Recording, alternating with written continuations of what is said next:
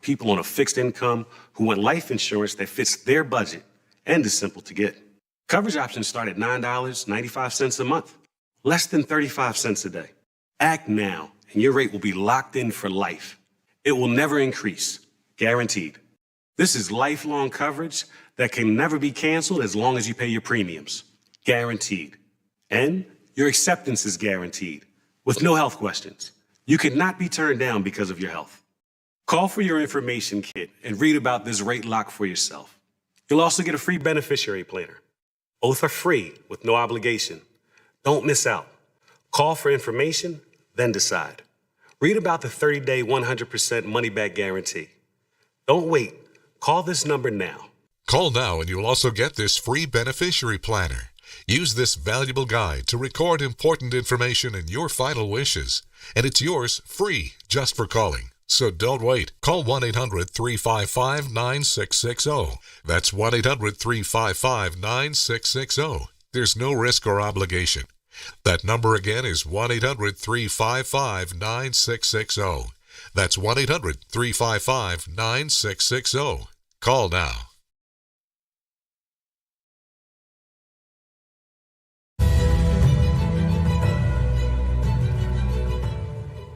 And welcome back here to First Edition yet again. Well, a programming note. Later today, our own Greta Van Susteren sitting down with the Israeli Prime Minister Benjamin Netanyahu at Mar-a-Lago. That exclusive interview, it airs at 4 p.m. today. You do not want to miss it. That sounds like a great interview that we're going to see. Yeah, Greta has gotten a lot of great interviews. She, last week, remember, was interviewing the Belarusian leader, Alexander Lukashenko, now sitting down with Netanyahu. There's a lot to discuss here.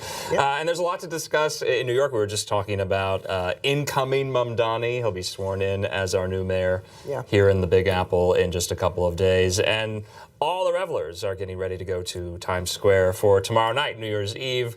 And we're talking about our resolutions. Would you ever want to go to Times Square for New Year's Eve? Well, unless I'm in a, a suite? Yes, exactly. Because it's already madness and mayhem out there. It totally is. People will get in position. They got the gates up already and you have to block the streets and all that. But it's very exciting. I like driving by there, looking at them setting up and all that. I saw that on Sunday. So it's great. It's so exciting. Yeah, I don't know if I ever would want to attend in person, but definitely, like, if there was a hotel room looking down on it, that would be spectacular. I can do that. But as far as resolutions go, I feel like I only read news, and so I want to read kind of more fiction, nonfiction. That's my goal for the new year. Nice. Not to take a break from reading the news, but to diversify it up. No, you can't do that. Not in our jobs. No. I resolve not to resolve. So there you have it. Okay, I like that one. I really like that one. Yeah, because you can start any year. Or rather, any time of year, you can make a lifestyle change. It doesn't always have to be January 1st, but we're talking about that, why it is that, and so we'll just have to wait and see. So if you are keeping a resolution or want to have a resolution, good luck. I hope you stick to it. Absolutely, and it's been great being on with you. Yes, we're good to be closing out the year. Yeah, I'll be on John Bachman now, 12 to 2 p.m. today, so catch it, and for the remainder of the week. So nice. Well, that'll do it for us this Tuesday morning. And we will see you bright and early Wednesday, same time, same place. News Now is next.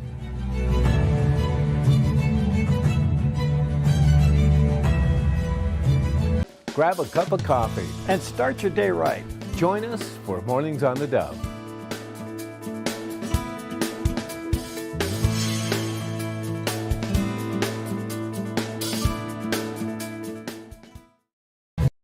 Good morning. You're tuned to the Dove, encouraging and informative, helping Oregon, Northern California, Idaho, and Nevada start the day with news and encouragement. This is Mornings on the Dove. Good morning to you. Welcome to Jerry's Playhouse. Yeah.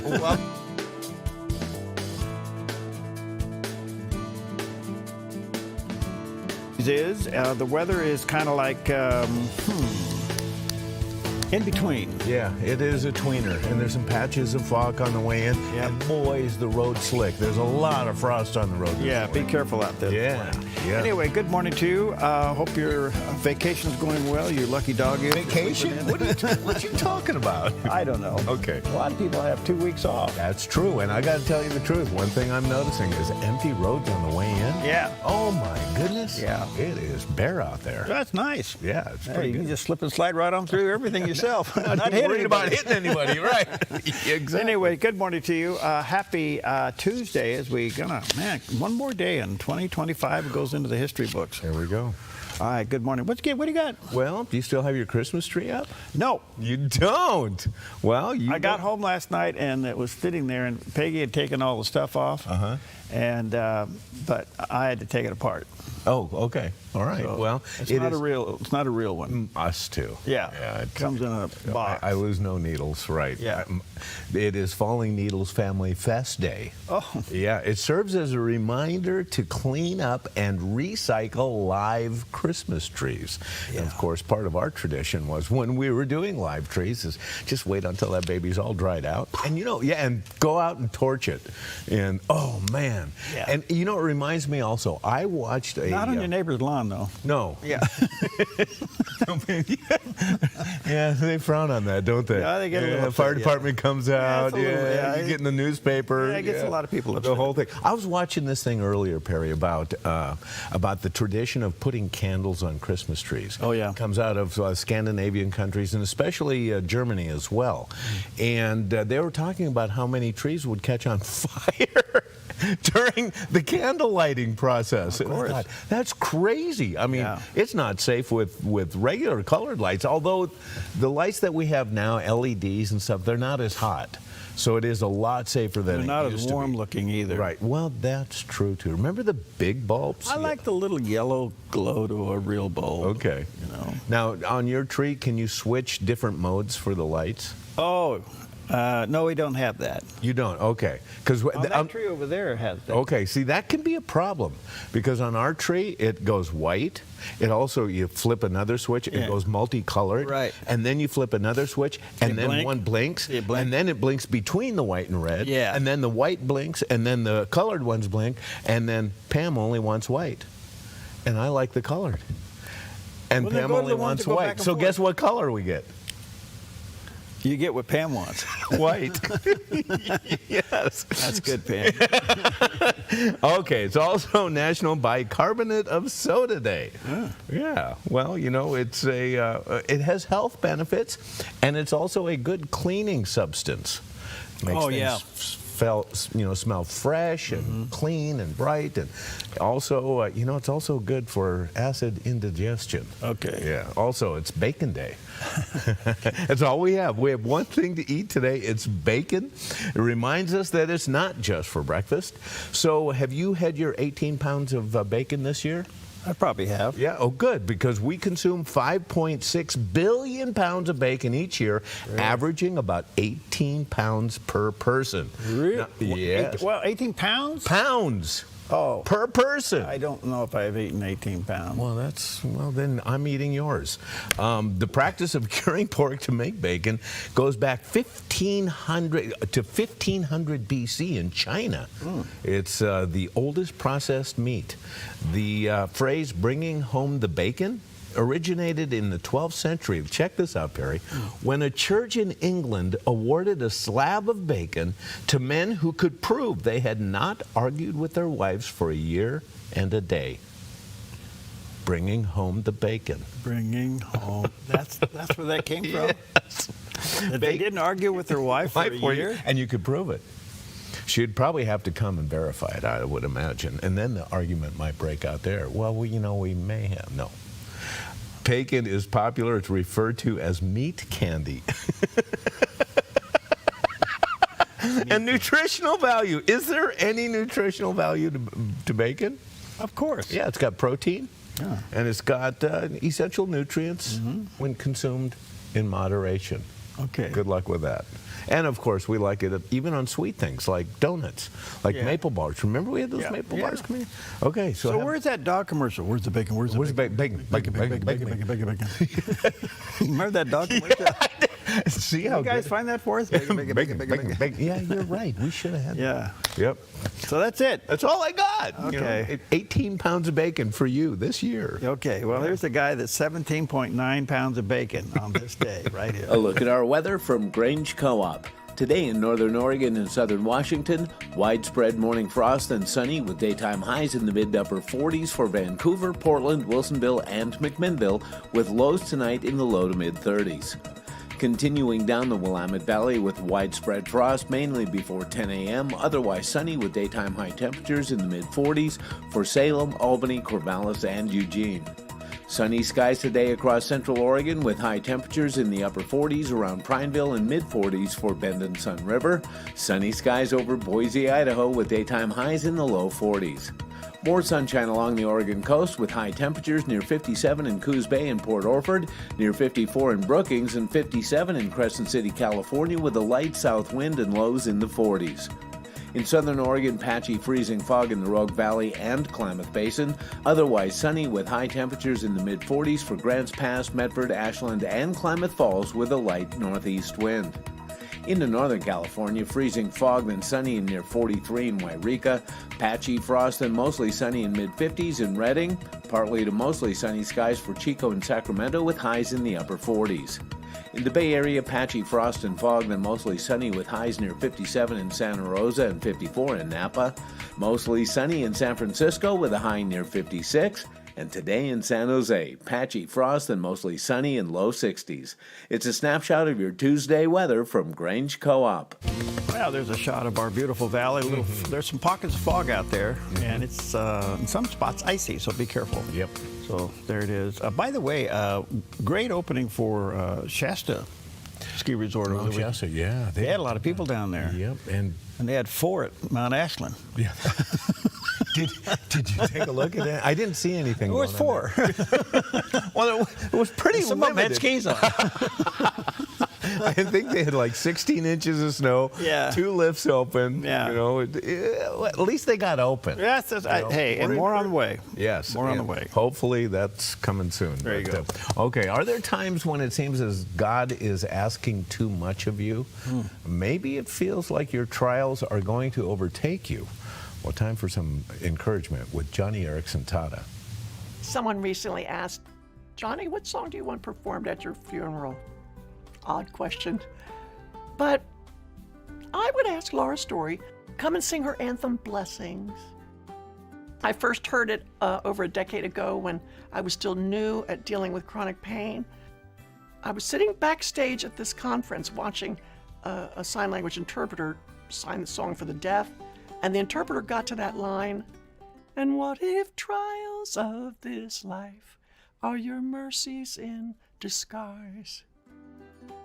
And forgetting that I was about to speak, I just began sobbing because I'd been nursing the thought that God was asking too much of me, pain on top of quadriplegia. But that song, Blessings, wow, it put an end to that. So at my funeral, I want people to experience what I did that day, that their hardest trials are really mercies in disguise. And they're mercies because they force us into the arms of Jesus, where otherwise we might not be inclined to go. When we see trials that way, our stubborn hearts learn that this world is not our home. Wow. Of all people to tell you that. Yes. Wow, beautiful. 9 minutes past the hour. Let's take a look at some of the top stories today, and there's some interesting ones, as every day there are. Stick around. All right, so the Minnesota mess is getting worse by the second. The fraud up there is reaching one figure that I saw yesterday. It's now surpassed 18 billion. Now that's an estimate. And one of it was, as we know, that these are federal dollars going to various organizations and agencies inside the state of Minnesota. The YouTuber that went out and exposed what was happening with the daycare center. Nick Shirley. Yeah, he uncovered $110 million fraud deal in one day. One day. $110 million. Yeah. It's resulting in higher taxes for the people who live in Minnesota, which now they're waking up and there's a really huge pushback. And I think all Americans ought to be upset because these are federal dollars. So it's our tax dollars that are being misused up there. And so there is they're calling for a constitutional call for the governor to resign. I don't know the protocols of that and how that's going to work, but apparently Walz is under, and he's defending all of this. Okay, yeah. Which is like, the wagons have been circled. What are you going to do? Let me ask you this, and I think perhaps we've insinuated here that Tim Walz has some responsibility in this. What say you? Does he or doesn't he? Well, listen, when you're the top executive, at the end of the day, the buck stops at your desk. Boom. So apparently in their Constitution, I think they call it Article 8, Section 6 or something like that, that he can be removed for serious malfeasance. Oh, well. So does this qualify for that? How much is missing? 18 billion? Well, the other thing is... Sounds serious to me. How does the legislature remove the guy that they themselves were a part of the crime? Oh. So it's really messy. Oh, yeah. So the only thing I think is going to happen now is the feds are going to move in. By the way, this didn't happen overnight. It's been going on for years. Right. And so it's just got exposed. But there's another part of this thing. They come to find out as the scrutiny tightens on the Walz administration that hundreds of millions of dollars have lost, to social services and stuff like that. But under Minnesota law, a registered voter can, quote, vouch for up to 8 other voters' residency who can sign up for the same-day voter registration without an ID. Oh, come on. Seriously? So on top of the welfare fraud, you got not voter registration fraud. We have voter fraud, yes. No, wait a minute. That'd be like me going down and registering 8 people. Yeah. And then vouching for them. Yes. Yeah. And then they get a ballot. And nobody, without an ID. Has the federal elections, regulating committee looked at this? If it's a federal election, then the feds get involved. But if it's just a state election, then the state election has to get involved. So I don't know. But the bottom line is that Minnesota's is in serious trouble. Oh, serious trouble. And I don't know where this is going to go. We've dodged a huge bullet nationally. Yeah, I got an interesting email on that yesterday because you bring up Walz could have been vice president, Harris could have been president. Absolutely. And that we're unfairly tying Harris to Minnesota. Well, she picked him. Come on. Well, anyway, some of the stuff is kind of crazy. Oh. All right. Margie Taylor Greene, as you know, is resigning her position on the 20th of January from Congress. She's very controversial. As you know, she was such a pro-Donald Trump person, such a pro-MAGA person. She wore a MAGA hat during the State of the Union address. Yeah. Well, she's turned on the president, she's turned on the Speaker of the House, and she went on one of the liberal legacy networks and scorched the ground and gave 5 things that supposedly turned her. And she said one is that Donald Trump has no faith. He's not a person of faith. Really? Mar-a-Lago is a Mar-a-Lago sexualization institution. What? What? This is a claim. Oh, he's burning down the house. Huh? Trump lacks loyalty, and there's more wars coming, and that House Speaker Johnson is just a pawn in Trump's hand. Wow. So that was her parting shot on a liberal network yesterday as she unloaded. Now I'm thinking, okay, she can believe what she wants to believe, but was this the right thing to do? Wouldn't it have been better for her to leave and then come back and do this? Yeah. But to do it on her exit, it's just sour grapes. That's all it is. Has she indicated what her future plans are? She's going to run for governor of Minnesota, I guess. I don't know. That's good. I don't know. I mean, why not? Somebody could register as a voter and she'd go up there and I vouch for her. I don't know. Oh, gosh. I don't know. You know, I've that's interviewed her good. twice. Do you remember the one time, I don't know if you remember, I was interviewing her and she was in her car and she just left a gun store. Yes. Remember that? Yes. She was Yes. she came out, she was in the gun store and she came back out, sat in her car, did the interview with me and then went back into the gun store. And I don't know if he had to go in and reload or what she was doing in there. You know, and she's a person of faith, and she's very strong conservative and pro-guns and all that stuff. And at the time, talking to her, I just didn't know which way the interview was going to go. It actually went pretty well, but I didn't know. But now she is just gone. What caused the crack? What happened? Well, I think remember Matt Gaetz? Yes. Okay, yeah. I don't know what happened there. I think that these two people felt that they were the true conservatives in the House of Representatives. They were the true raw conservatives. Yes. And nobody could meet their standards or expectations. Right. And I understand that because everybody runs with the understanding that they're the answer to the problem. Oh, sure. Yeah. But when you get in the system, you realize the system is a system, and you got to figure out how you're going to work in the system. Yeah. Yeah. And they bucked the system, and Yeah. Okay. Yeah. The lost. system is bigger than they are. yeah. Yeah. Don't get me wrong. The system needs to be cleaned up. Oh, I believe so too. Some people call it the swamp. The swamp. Yeah, exactly. Okay. All right, the last story is, New York now is a proud state like Oregon. In what way? Governor Hochul announced she will sign the assisted suicide bill this week. Oh, really? So I remember when this popped up in Oregon, and Brian Platt and I went to all 36 counties. Yeah. And we were out there. Our faces were on every newspaper in the state. And our line was, you remember Tom Bodette doing this, the commercials for Motel 6. Motel 6? Yeah, yeah. We'll leave the light on? Yeah. Well, our slogan was, come to Oregon, we'll turn the light out for you. Oh, God. And we... Oh. That was our campaign. Oh, my word. And we were mocked in every newspaper out there. No kidding. And we were trying to stop the doctor-assisted suicide. Wow. Well, obviously we lost. Yeah. And today you cannot get. Now, I know people will tell me I'm wrong. Okay. Okay. All right. But you cannot get an honest number of suicides in the state of Oregon. Yeah. Why is that? Huh? There's just a lot of loose ends to this. And so I remember the late Pope John Paul II. He said after Roe versus Wade was overturned that we unleashed the spirit of death across America. And we have this thing that we're more interested in killing you than keeping you alive. And so New York now has joined that crowd. Oh, well, that's not surprising. Yeah, so go to New York to help you turn the light out. Oh. All right, some of the top stories. We got some others. By the way, if you're a billionaire, I know a state you don't want to do business in. Oh. We'll tell you about that. Okay. Okay. When we come back. All right.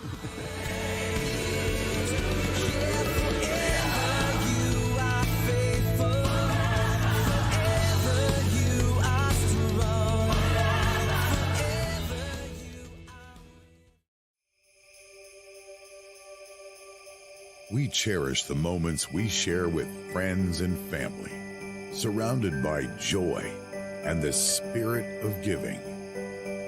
This year, caring for the ones we love has become more important than ever. From everyone at Grange Co-op, we wish you a warm and safe holiday season. 2025 has been a remarkable year of growth for the Dove. We have more exciting plans to bring the gospel to even more people. And once again, you, our faithful viewers and listeners, can help make this happen. Our goal is to raise $223,000. With this, we can renew our tower leases so you can continue to see and listen to the Dove. Then, and this is very exciting, we can construct a full-power TV station, opening the door for the Dove to reach thousands of new viewers via broadcast, cable, and satellite. Would you faithfully consider sending a special year-end gift to the Dove theDove to help with these major projects? You can call us anytime at 541-776-5368 or donate online safely at thedove.us. Thank you for helping the Dove change lives and your faithful partnership. The Dove, encouraging and informative.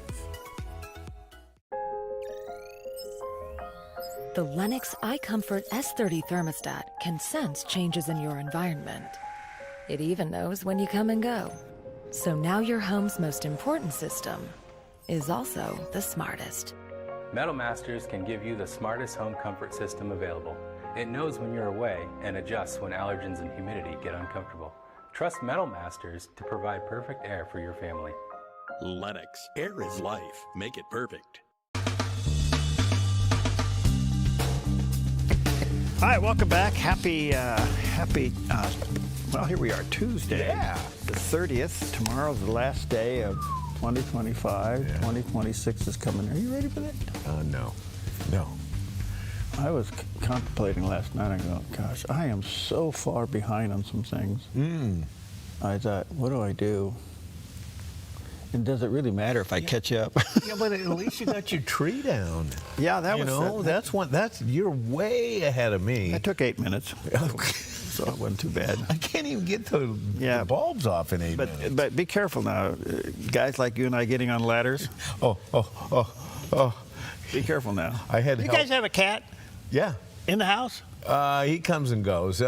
Pam doesn't really let him in. Okay. I let him in once in a while, and then I get a little bit of trouble for it. But yeah. Does he hide in the tree? Actually, he hasn't actually been in this season, so he hasn't been near the tree. But he probably would. Well, I saw this guy where the cat was in the tree and all this, and he had one of these trees that, like you and I do, comes in 3 sections, and then you fold it up. Yeah. And he folded it up, and the cat was in there. Oh, no way. And stuck it in the bag and taped the dogs. Well, that'll take care of a problem.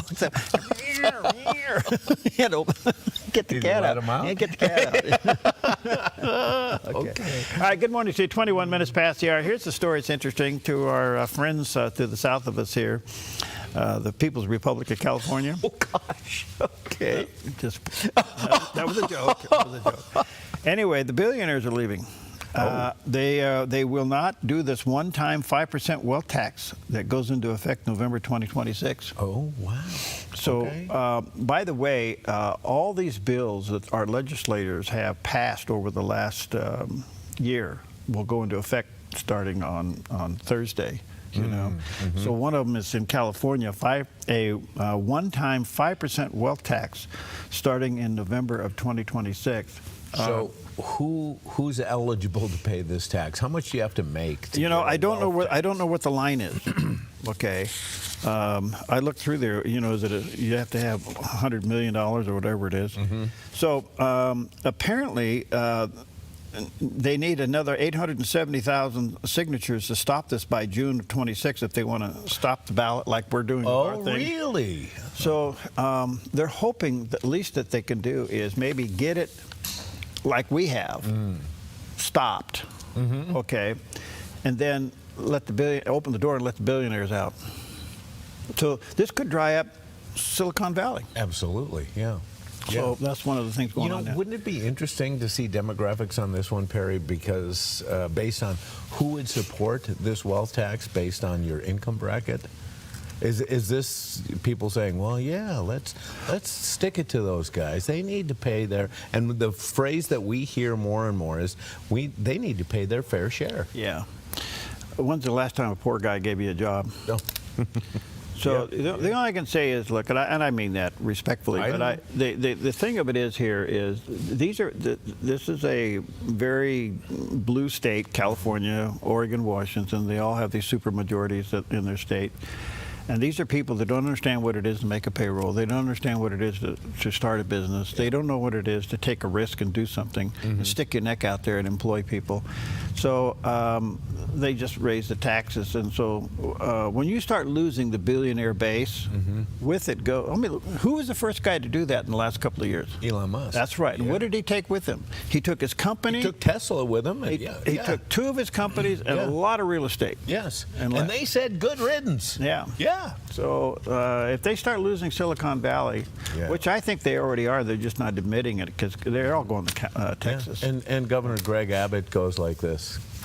Welcome to Texas. Yeah. So along those lines, January 1st, there are hundreds of bills that our own state of Oregon passed that will go into effect. If I listed all of these, it would put you in such deep depression. Oh, no. That you can't breathe. Yeah. But there's one that caught my eye. What? It was SB 916 that striking workers now can receive up to 10 weeks unemployment. Oh, come on. Really?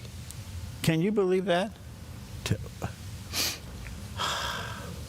I mean, let's let that sink in. Did you guys hear that? Yeah, they're all laughing. I got thumbs up in the control. The only thing I can tell you guys in the control, go ahead and strike. Go right ahead. There's the door. And let me know how it worked out for you.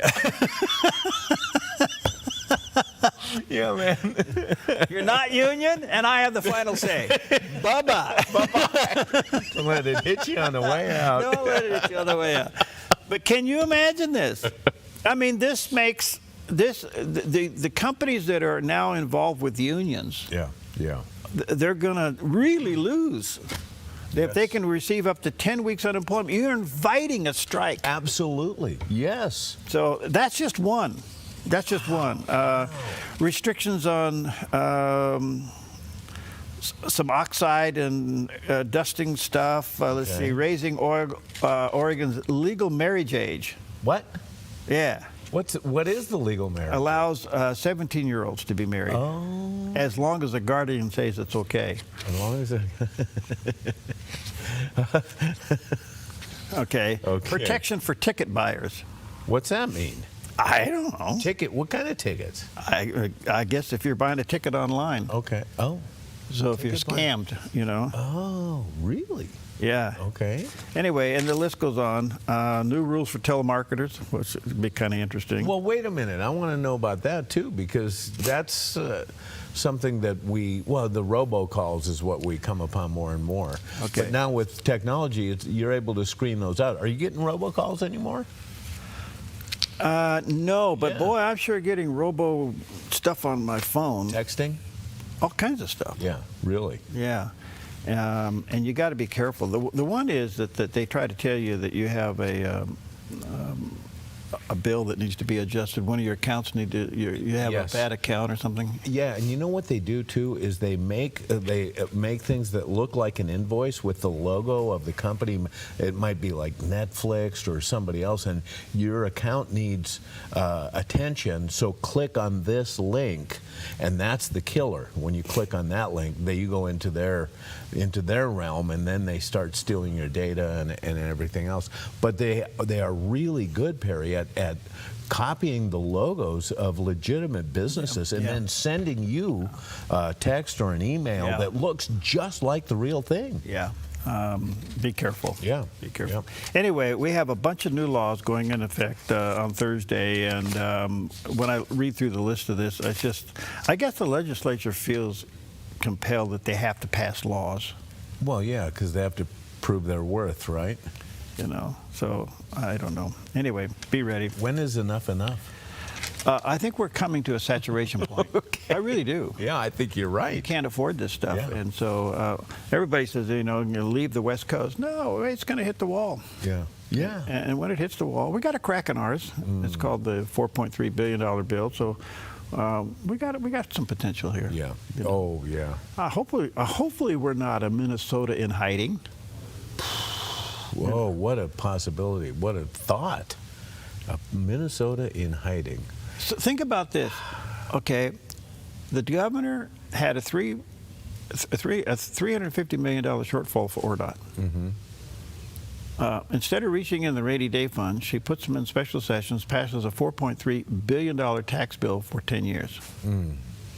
The referendum comes up, and we're pushing back on it. Looks like we're going to get it on the ballot. Right. And they're thinking about now pulling the bill. But in the meantime, she finds the money. So what is going on? Who is looking at our books? Yeah. Yeah. So are we a Minnesota in the making? Perhaps. Who knows? Hopefully not. Yeah. You know. Yeah. Yeah. Hopefully not. Yeah. So, anyway, what a thought. those are some of the top stories. Take a look at the satellite image. Here's what Jerry's trying to convince you of. What is that? Oh, nothing. Right? Yeah, we got nothing. Okay. There's a lot of clear there, but that could be changing because I see that we have another front moving our way, and it could come in by the end of the week. Yep. Looking at a 75% chance on Friday with daytime highs in the mid-50s, and it could rain through the weekend through Monday with low 50s. That would give us probably cold enough temperatures on the top of the mountain to get a little bit more snow and maybe get a lift or two in addition to Sonnet and Lithia on the top of Mount Ashland. By the way, Southern California is getting hammered. Winds and rain. Winds and rain, yeah. And mudslides from the fires. Yeah, and now all they're that. talking about, in other parts of the country, cyclone bombs. That's the new term, too. If you got a big snowstorm now, it's a cyclone bomb. So we got atmospheric rivers, cyclone bombs. What's the deep freeze thing that comes in? They call it a vortex. Oh. Yes. And so you got to have all these terms that describe the climate in catastrophic ways. So what's going to be a heat wave? What's going to be a heat wave? Drought. They love drought. More atmospheric backfire. No, I'm not going there. I'm not doing that. Okay. All right, go ahead. All right. North Carolina Congressman Mark Harris weighs in on the Democrats' use of filibuster as the budget, that good old budget deadline. It's looming in front of us. Here we go again. Yeah, yes, he did this on Newsmax's Wake Up America. Well, listen, obviously the filibuster is something that the Senate is going to have to deal with, and they're going to have to determine if they allow the Democrats and Chuck Schumer to once again hold the American people hostage. It's just absolutely ridiculous for them to be able to do so. And quite frankly, we've got a plan in place in the House. We've got 3 more spending bills that we're going to pass, these packages, over the next several weeks in January, hitting the date before we get to the January 30th deadline in order to fund the government and make sure everything stays open through the end of the year. We've already passed one, which when we reopened the government, had 3 of the 12 in it. We have 9 more left, and we'll be taking actions on those as we go back in January. If Chuck Schumer and the Democrats think that the American people are going to buy into being held hostage once again, I think they're making a serious, serious political mistake. We'll just have to see. Yeah. Are we going to see it again? Mm-hmm. Yeah? Yeah, Schumer won't let this opportunity go by. No, I don't think so. No, so they'll turn it into some, and it's going to be over Obamacare subsidies. Okay. And we may even see the commercials with Grandma going over the cliff in a wheelchair. No doubt. Yeah, I'm sure they haven't put those away. Yeah, so they're out there. Oh. All right, it's 28 before the hour. We'll take a quick break. We'll be right back. Open skies, everything breathing, praising God in the company of all who love the King. Praise Him under open skies, everything breathing, praising God. What a year. New studio, new set, and control room. There's still more work at the Dove. Would you prayerfully consider a special year-end gift to reach new viewers for Christ? Our goal is $223,000. Thank you from the Dove. Finding that next great series to binge watch is fun, but your neck, shoulders, and body don't count that as me time. Hi, I'm Tamara Miller, owner of Organic Element Spa, and I invite you to put down the remote, get off the couch, and schedule yourself some real me or we time with your favorite service, like one of our many massages, couples massages, or facials. Your health, safety, and comfort are always top priority with us at Organic Element Spa. We can't wait to see you. Book your appointment today. Life is complicated enough. Why worry about what to do with your extra car?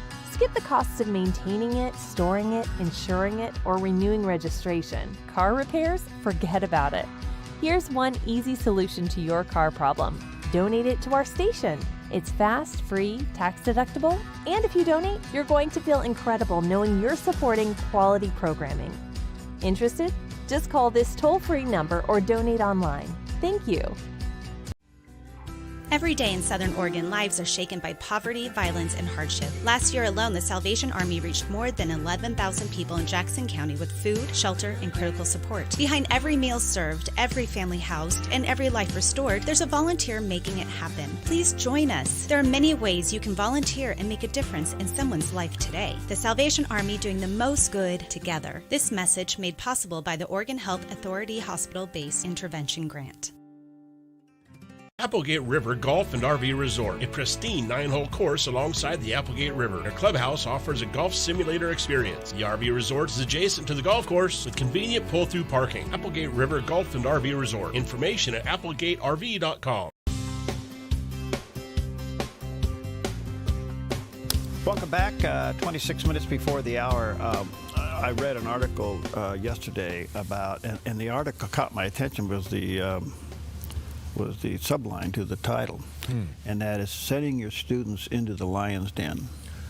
So it has to do with sending your children into some public schools and certainly into universities. Oh, yes. Is it the lion's den? Oh, yes. Especially if they're coming from a Christian home. Oh, yes. All right, so the question is, what do we do with all the information about gender, which is now seemingly the #1 topic for public education? And how does it make a difference? The answer to these fundamental questions and foundational questions, discovering how boys and girls, men and women can stand for God's truth in a culture that seems to be so intent to deny and twist God's creation. So Summit Ministries, which is a great organization, they take students and take them away for 10 days and do a biblical worldview thing. Really great. Anyway, Dr. Kathy Koch is with them, and here's what she has to say about this. We all share a deep desire for our children to stand confidently in their beliefs, especially when it comes to foundational truths about who they are and God's design for them. Upholding a biblical perspective on gender in today's world can lead to misunderstandings or challenges, whether in academic settings, social circles, or future workplaces.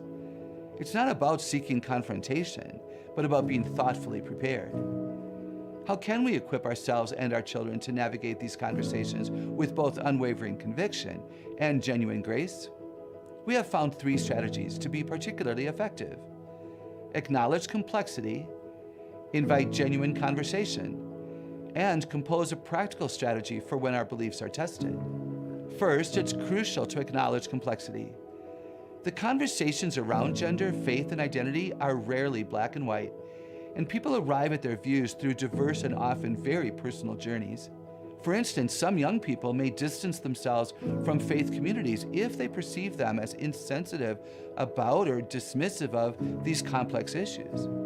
It's vital that our homes, churches, and personal interactions become places where difficult questions can be explored with intellectual honesty, deep love, and a commitment to biblical truth.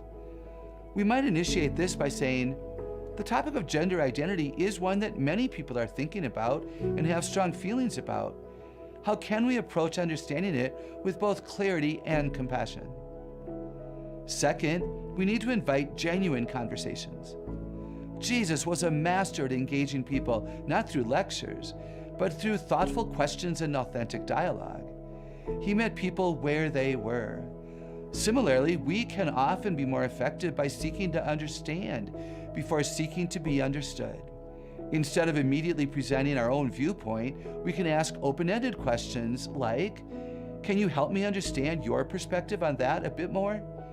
Or, what experiences or information have shaped your views on this topic?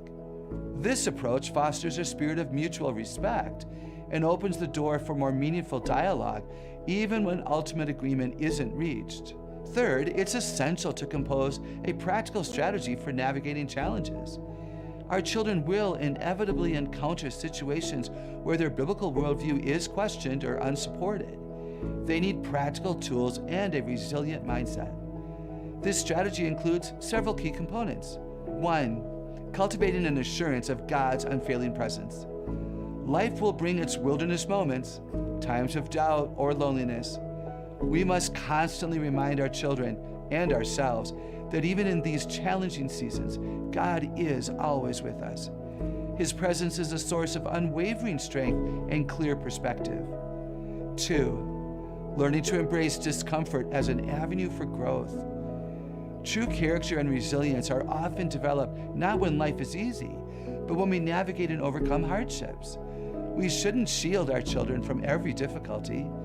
Instead, we can encourage them to face challenges with the understanding that these experiences can produce steadfastness and deeper faith, as the book of James suggests. 3, preparing to stand firm with grace and respect. We must equip children with the ability to articulate their beliefs clearly and respectfully, even when faced with opposition.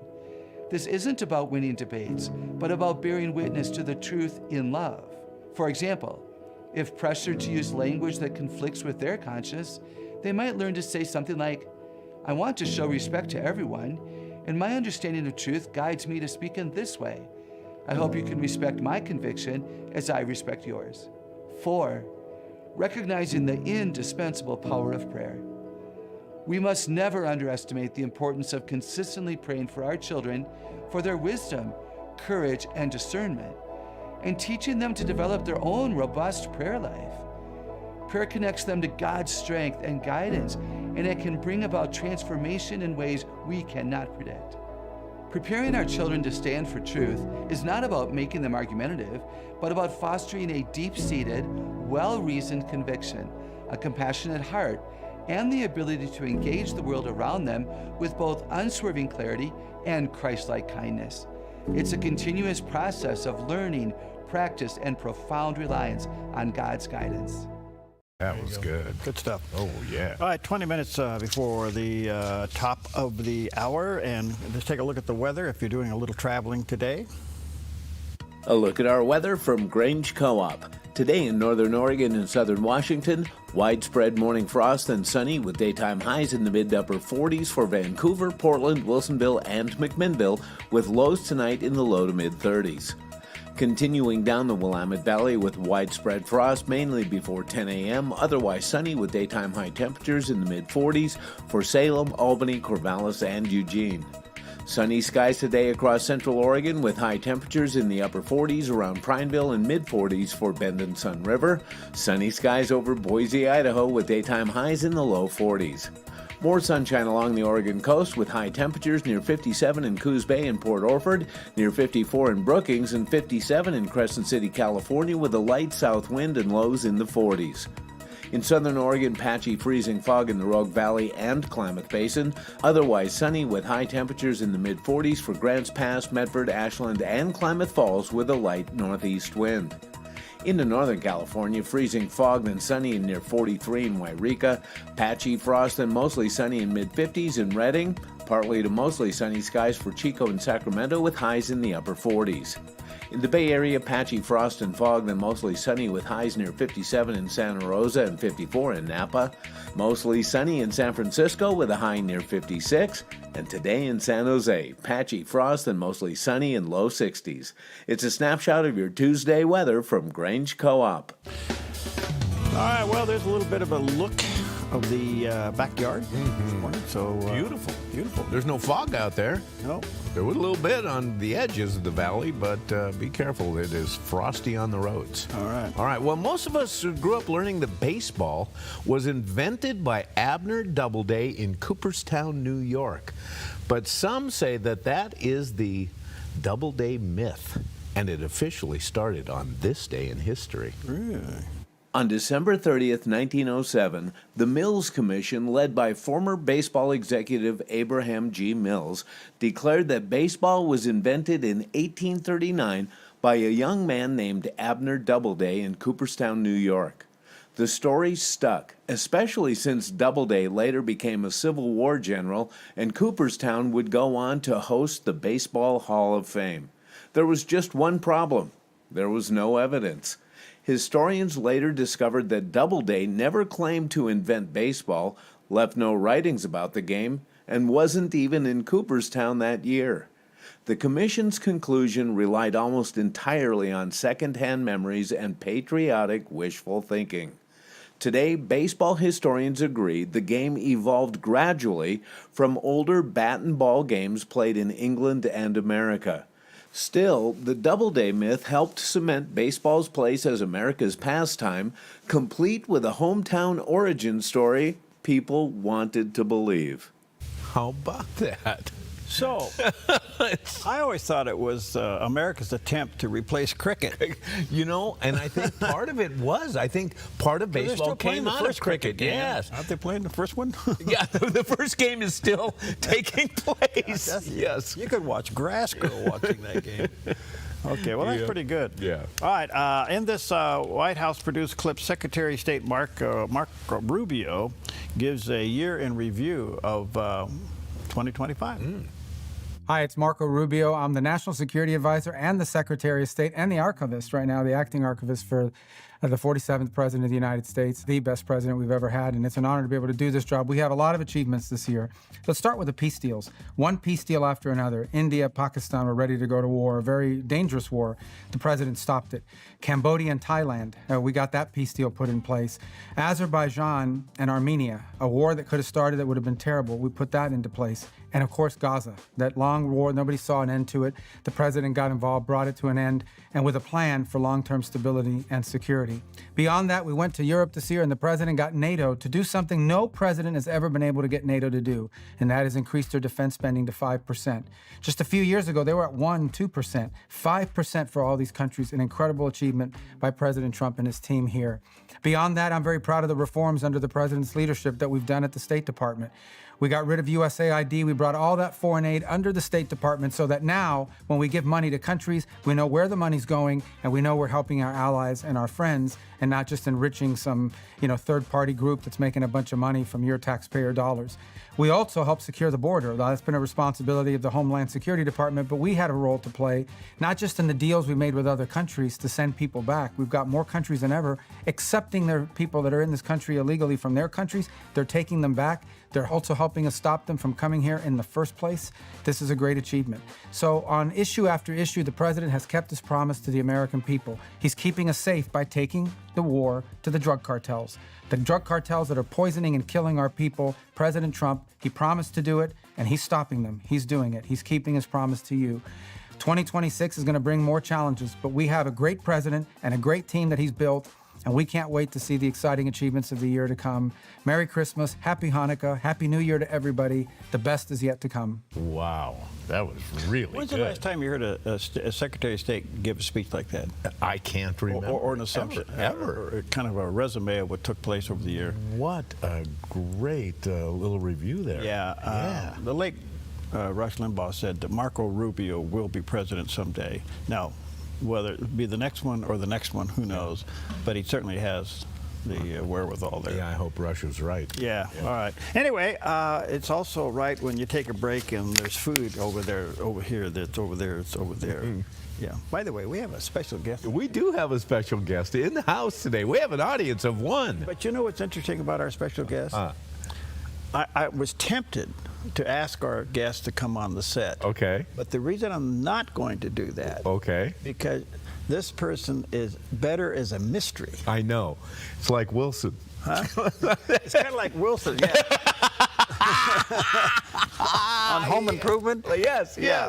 So, Jerry's beloved is in the room. Pam is in the house. Yeah. Yes. And, she's cheering us on over here. Yeah. That's why he's slurring his words.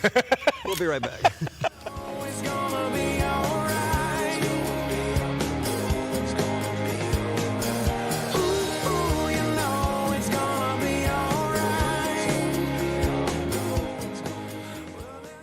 What a year. New studio, new set, and control room. There's still more work at the Dove. Would you prayerfully consider a special year-end gift to reach new viewers for Christ? Our goal is $223,000. Thank you from the Dove.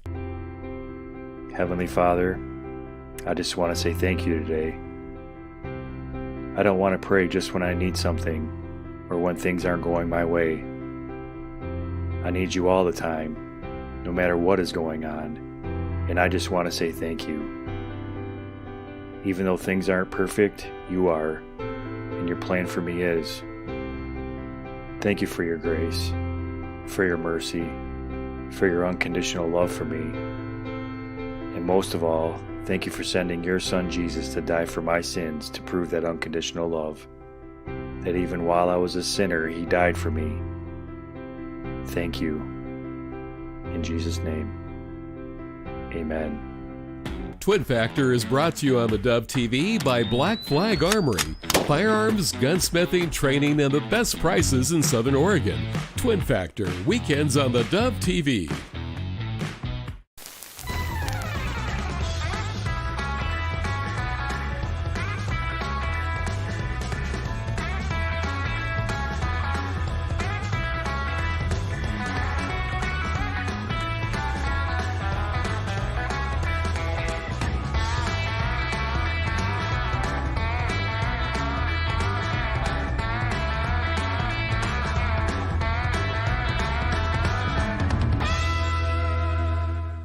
Hi, I'm Sherry Breslin with Rogue Valley Security. Whether it's alarms, cameras, keyless entry, or even Starlink, we tailor solutions for your home or business. We believe in professionalism, excellence, and integrity. Every job, every time. Visit RogueValleySecurity.com. Okay, welcome back. You know, one of the stories that broke over the weekend, Christmas Day actually, was the president orders some strikes on the terrorists, the ISIS group in Nigeria. Yeah. And what's interesting about that is Nigeria is about as complicated as the Middle East, because you have different ISIS groups that are warring against each other. Oh, yeah. Yeah. Okay? Yeah. Because they all want credit for taking out what they consider the infidels, which would be the Christians. So the group that he struck was not the main terrorist group that's doing most of the killing. Oh, okay. So he received little criticism. So I had Judd Saul on, not Judge, but Judd. He is he works there with the Christians in Nigeria. In fact, he has to sneak in and out.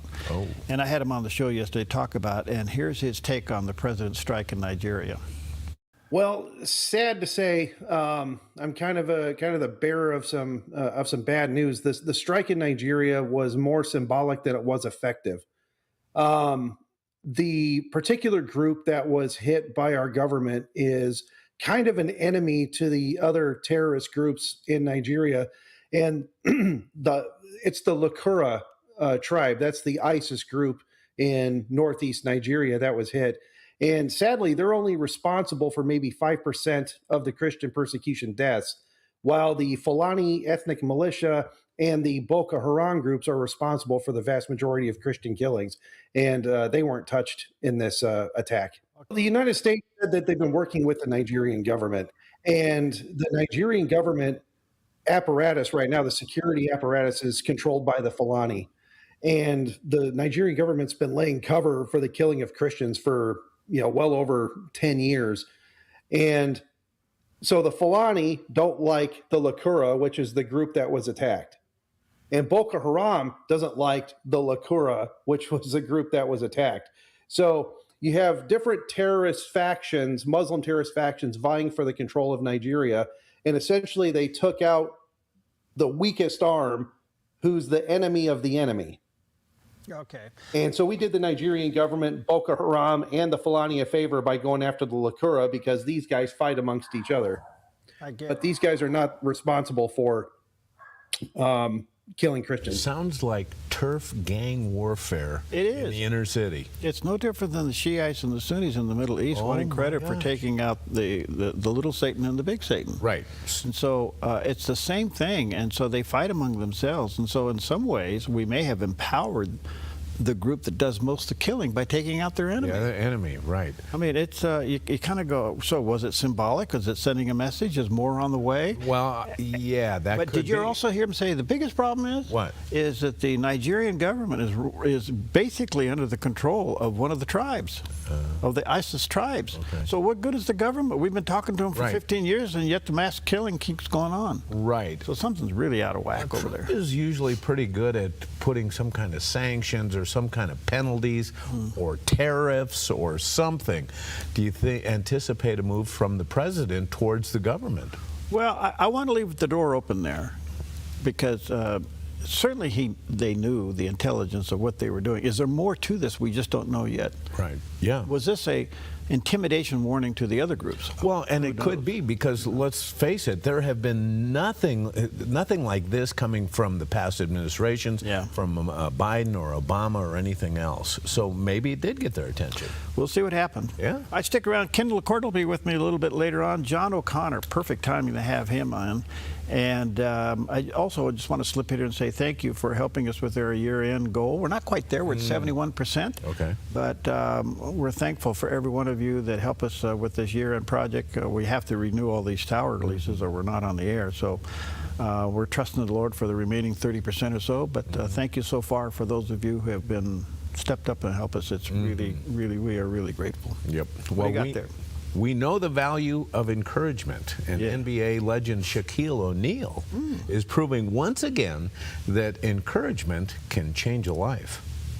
Shaq recently surprised Jordan Wilmore, a Texas man chasing his dream of becoming a police officer, which would happen to make him the tallest law enforcement officer in the state. Wilmore had completed the police academy but narrowly missed passing the state peace officer exam, a setback that could have ended his journey. Instead, it caught Shaq's attention on Instagram. O'Neal showed up in person at the Kemah Police Department, offering encouragement and announcing he would sponsor Wilmore as he prepares to return to the academy. Shaq shared his own story of failure, revealing he once failed a state exam himself before eventually becoming a certified police officer. He's currently certified in California and Florida. For Wilmore, the moment was emotional and motivating. With renewed confidence and support, he plans to re-enter the academy in January, chasing his goal once again. It's a powerful reminder that failure doesn't have to mean the end. Sometimes it's just the setup for a comeback. How about that? You know, I love watching some of the Shaquille O'Neal stuff because he shows up in the most unlikely places. I remember there was a story about kids that were getting in trouble on the street because they were playing basketball in the hoops, and the neighbors didn't like it because they were loud down there. So the cops got involved, and Shaq heard about it, and Shaq showed up on the street. And they all ended up playing with the cops and everything. There you go. Yeah. Go, Shaq, go. Our scripture today is the stumbling block to all faiths. John 14:6. And Jesus answered, I am the way and the truth and the life. No one comes to the Father except through me. That's the stumbling block, but it's the truth. It is. Amen. All right. Beautiful shot of our valley. And have an extra shot of quad shot of espresso. Yeah, okay.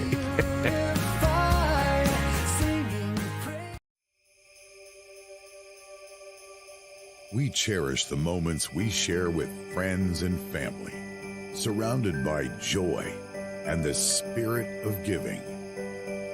This year, caring for the ones we love has become more important than ever. From everyone at Grange Co-op, we wish you a warm and safe holiday season. What a year. New studio, new set, and control room. There's still more work at the Dove. Would you prayerfully consider a special year-end gift to reach new viewers for Christ? Our goal is $223,000. Thank you from the Dove. Come fall in love with Northridge Senior Living, where contemporary, sunlit interiors meet old-world elegance. Walk through our lovely hallways and enjoy the fun staff-led activities. Forge lasting friendships with other residents and our exceptional caregivers. Dine in style. Gather near the fireplace under breathtaking chandeliers. Our reasonably priced apartments are spacious with private balconies. Northridge is Christian-owned and operated, pet-friendly, and only 2 blocks from Asante Rogue Regional Medical Center. On-site, in-home care is available. We also offer senior adult daycare, where your loved one can spend the day with us and the evenings with you. Northridge Senior Living. Your home. Hi, I'm the SOS Alarm guy, here to tell you about a great deal. SOS Alarm will not only beat any internet deal, but will install the system too. So burglars, beware. SOS Alarm for security and beyond.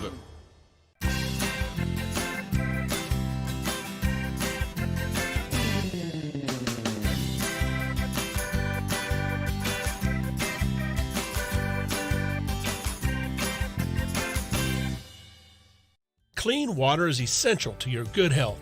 Ultra Pure Purified Water has been delivering purified, healthy drinking water to the Rogue Valley since 1995. Locally owned and family run, Ultra Pure Purified Water uses a multi-stage process ensuring your delivery of water is 99.8% pure, so your family stays hydrated and healthy. Online at ultrapurewaterinc.com or call 541-734-0828. 541-734-0828.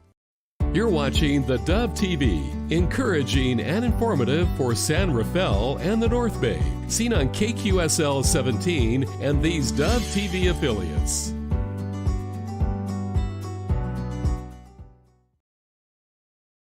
Good morning.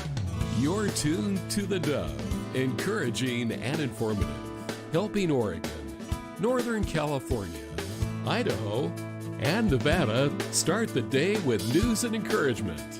This is Mornings on the Dove. And good morning to you. Welcome to Mornings on the Dove. Here we are wrapping up 2025, and Jerry is here to let us know that 2026 is going to be a great ski year. Yeah, man. It's got to be better than 25. I still got my money on my, but so the mountain is open, but not completely. Not completely. Okay, so yeah. My bet was you'd be skiing by the second weekend of a full opening. There you go. That's the key, full opening. Yeah. So you got a little ways to go yet. Right, because I want everybody else up on the big hill when I make my way out to test the wheels. Well, I want all the guys that have the baskets. Yeah. kind of displayed along the route up there. Right, Pam? Have one about every 150 yards. Oh, yeah, I think I need to take Pam with me. Okay, yeah, anyway, good morning to you. Happy Tuesday. Wrapping up 2025. It's hard to believe that, coming up to the end. A lot in the news, there always is. But what do you got, man? Well, your Christmas tree's down already, huh? Yeah. Wow. Yeah, it took me about 10 minutes to go. So who takes the ornaments off? Peggy did. All right. Yeah, she had it pretty much de-decorated. Okay. And so you got the lights off. And I bet you don't even have any needles on your floor. No, because it's one of those. It's plastic. It's one of those trees you get in a box. Yeah, I love those. Anyway, because it is Falling Needles Family Fest Day. Okay. It serves as a reminder to clean up and recycle live Christmas trees. And they pick them up at the curb now, don't they? Yeah, that used to be a Boy Scouts thing. Remember that? Yeah, that's right. The Boy Scouts would come. I don't know what they did with them. They had, I guess, a huge bonfire. Yeah, and you had to tip them. Of course. Yeah. So, and that was worthwhile, but it is that time of year to be very concerned, especially because if you put your Christmas tree up early, I'm sure it's not absorbing any more water. Pretty dry. Have you noticed that when you're watering your Christmas tree, you get to a point you can put all the water you want down in that thing and it stops absorbing, going up. It just sits there. Yeah. Yeah.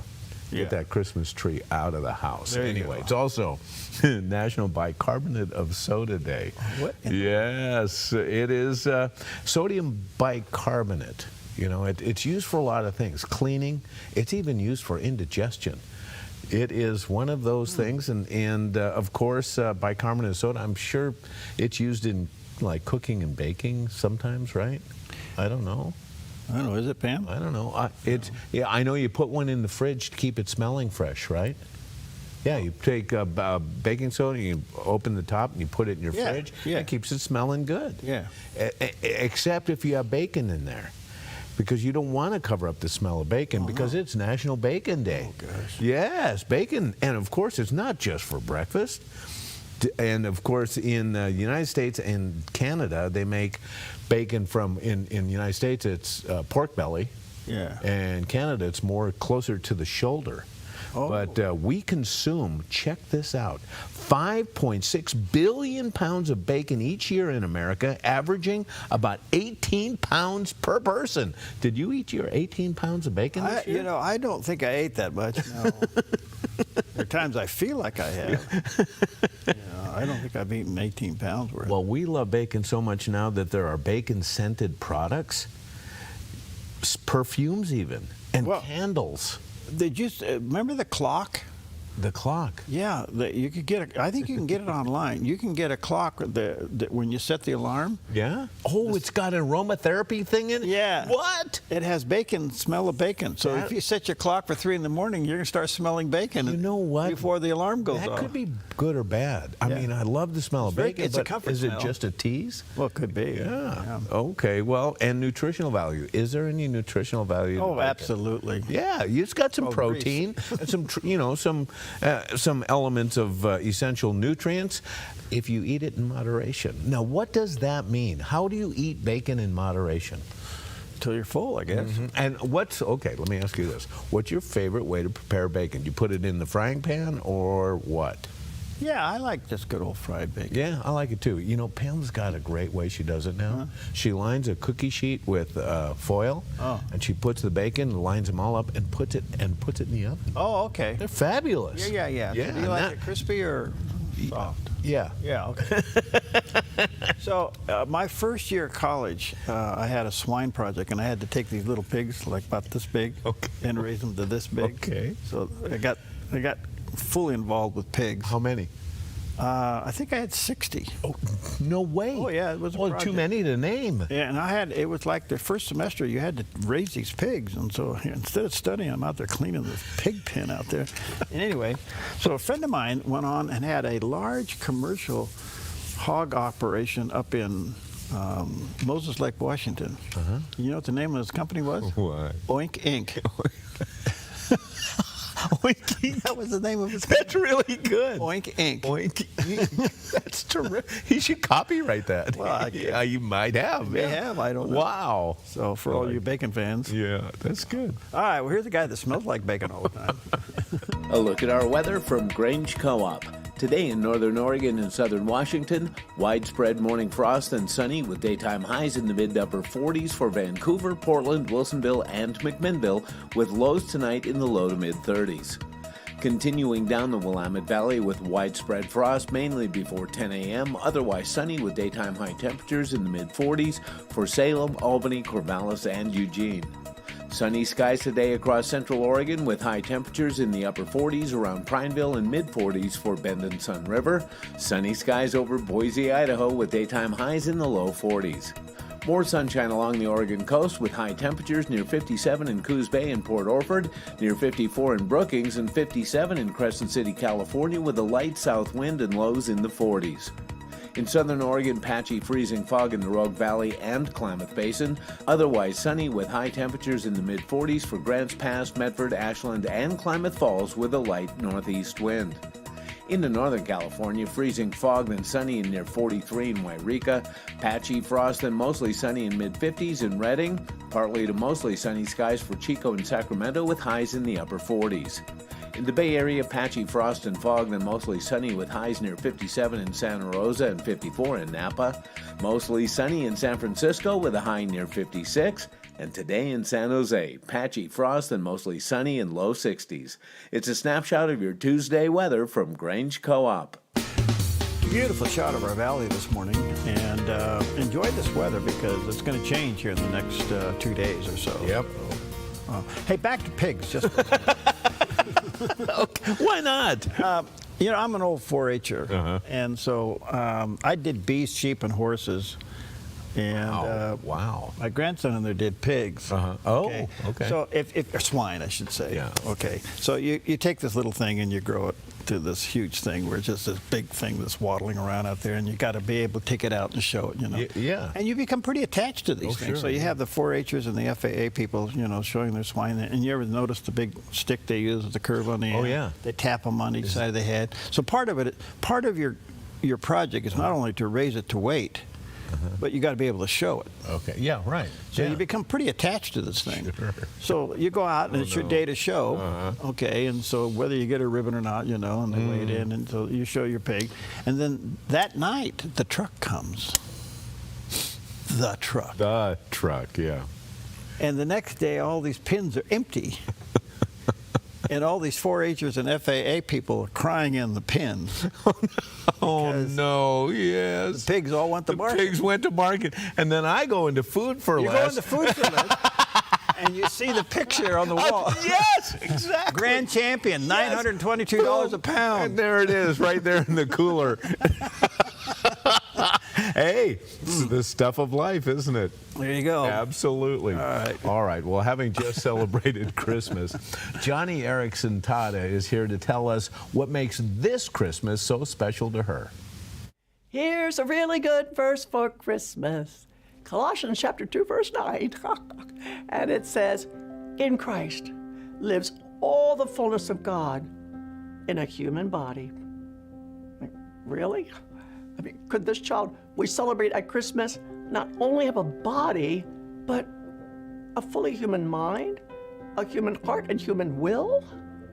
Yes, Jesus Christ has an infinite divine mind and a finite human mind. Jesus both knows all things as God and does not know all things as man. And that is not a contradiction. It is the glory of the God-man, Jesus. He even has a human will.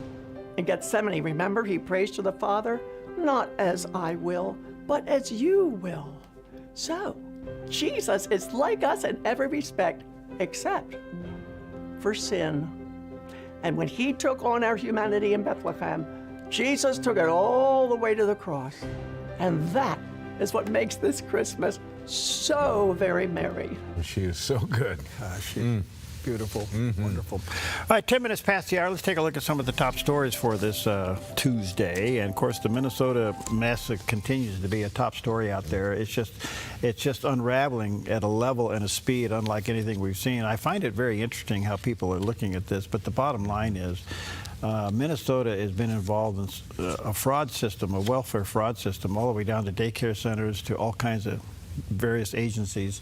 And then on top of it yesterday, they find out that under Minnesota law, listen to this, a registered voter can vouch for up to 8 other voters' residency who want to sign up for same-day voter registration without an ID. That's crazy. So in the middle of all of the fraud going on with welfare, and by the way, it tipped $18 billion. At least that's an estimate.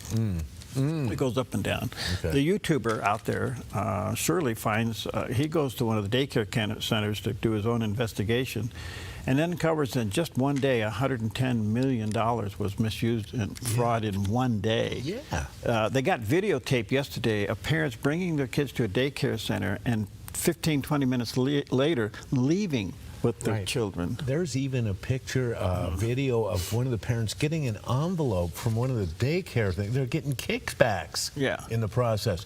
I'm telling you, and this isn't new video. This has been around.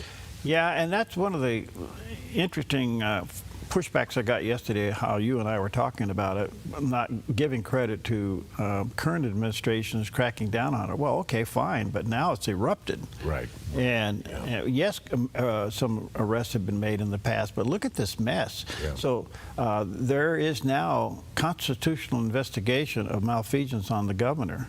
So will Walz survive this? You know, I don't see how he does. In the meantime, there are people running for, by the way, Mike Lindell's running for governor. Yeah, you mentioned that. And even President Trump said he'd make a good governor. I don't know if it's a payback, but I don't know if Mike Lindell's ready to be governor. Yeah. But anyway, but there's another gubernatorial candidate, Christine Robbins, really goes after the current governor, and here's what she had to say.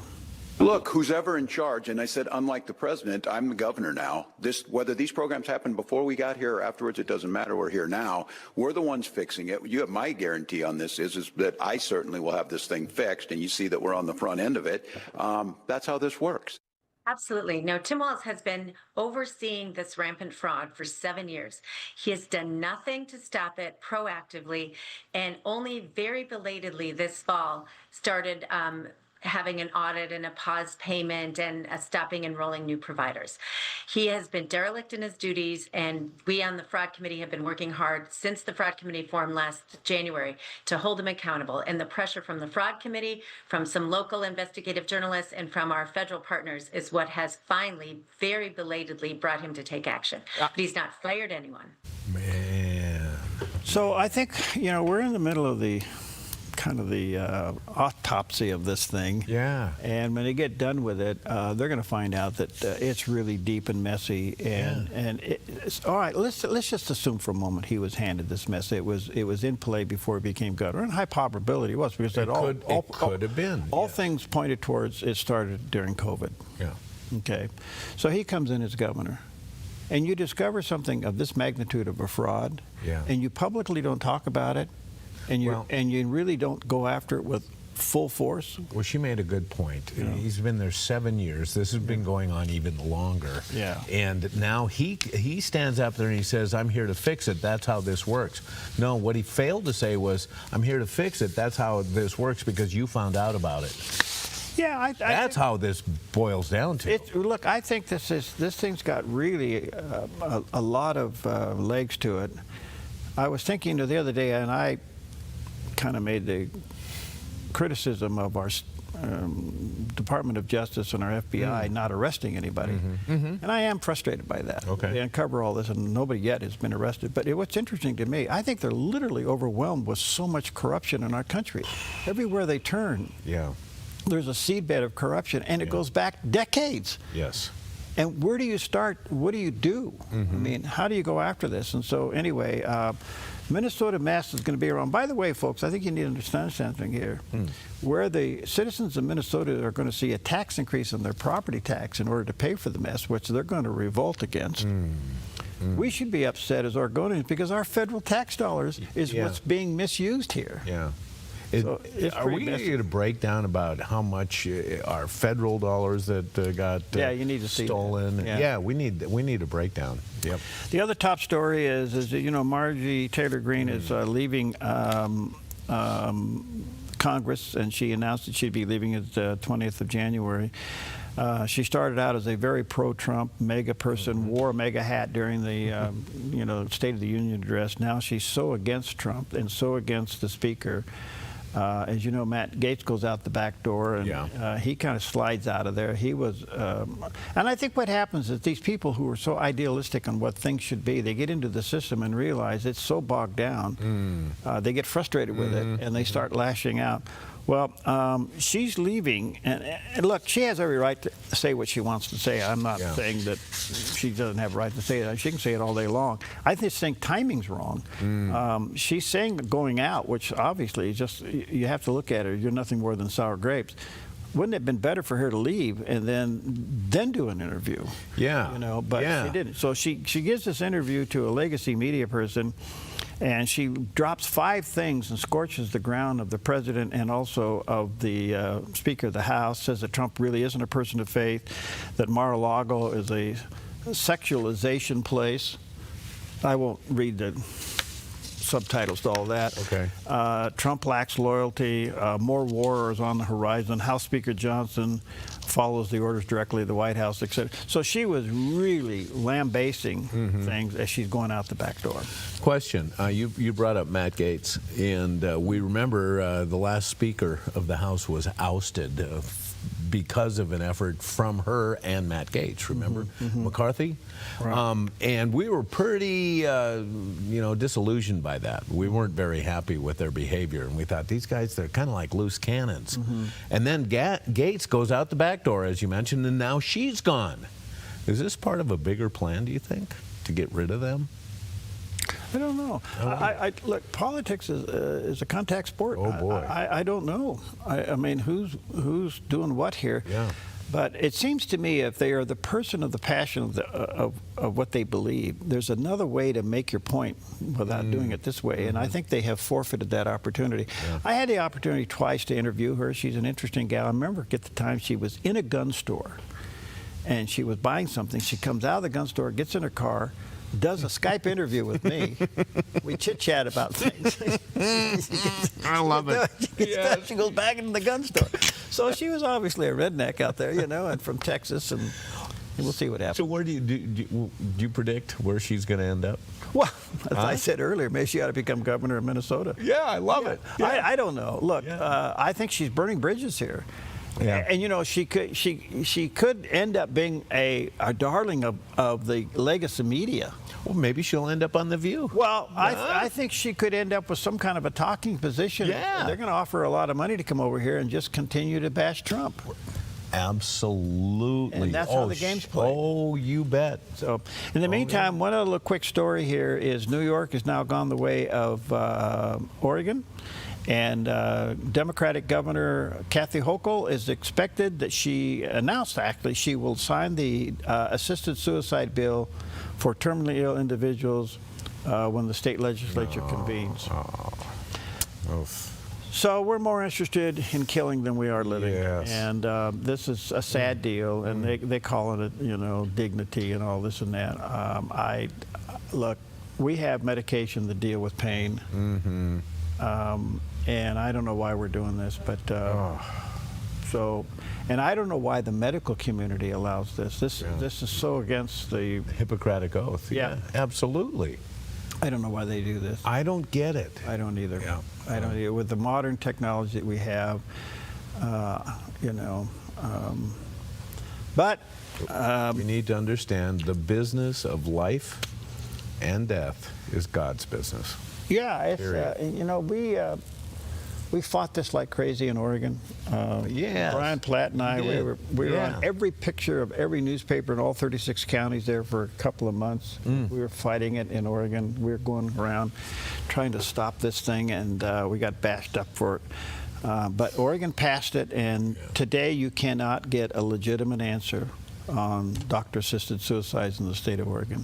They'll tell you what the real answer is, but the other numbers don't support that. So Really? it's very conflicting as to what you can trust in the way of a number. Are they afraid that if we know the real numbers, we'll be a little bit appalled at how many people are being helped to kill themselves? Yeah, it's they call it death with dignity and all that stuff. I know.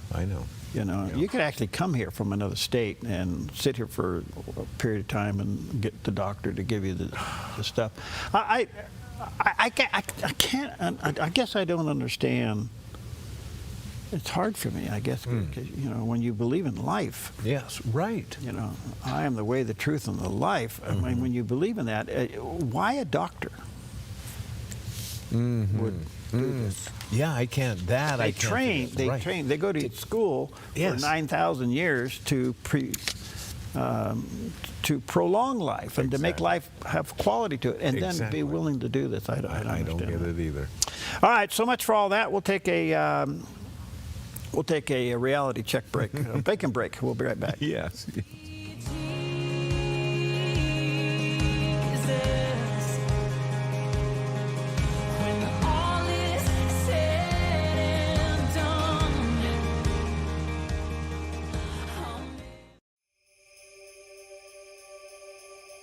We cherish the moments we share with friends and family, surrounded by joy and the spirit of giving.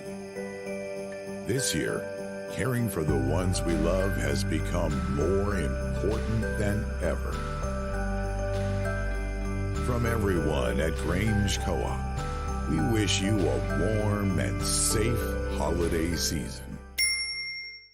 The Dove has even more exciting plans to bring the gospel to even more people. And once again, you can help. Our goal is to raise $223,000. With this, we can renew our tower leases, then construct a full-power TV station, reaching thousands of new viewers. Would you prayerfully consider sending a special gift to the Dove to help with these major projects? You can call anytime or donate online safely at thedove.us.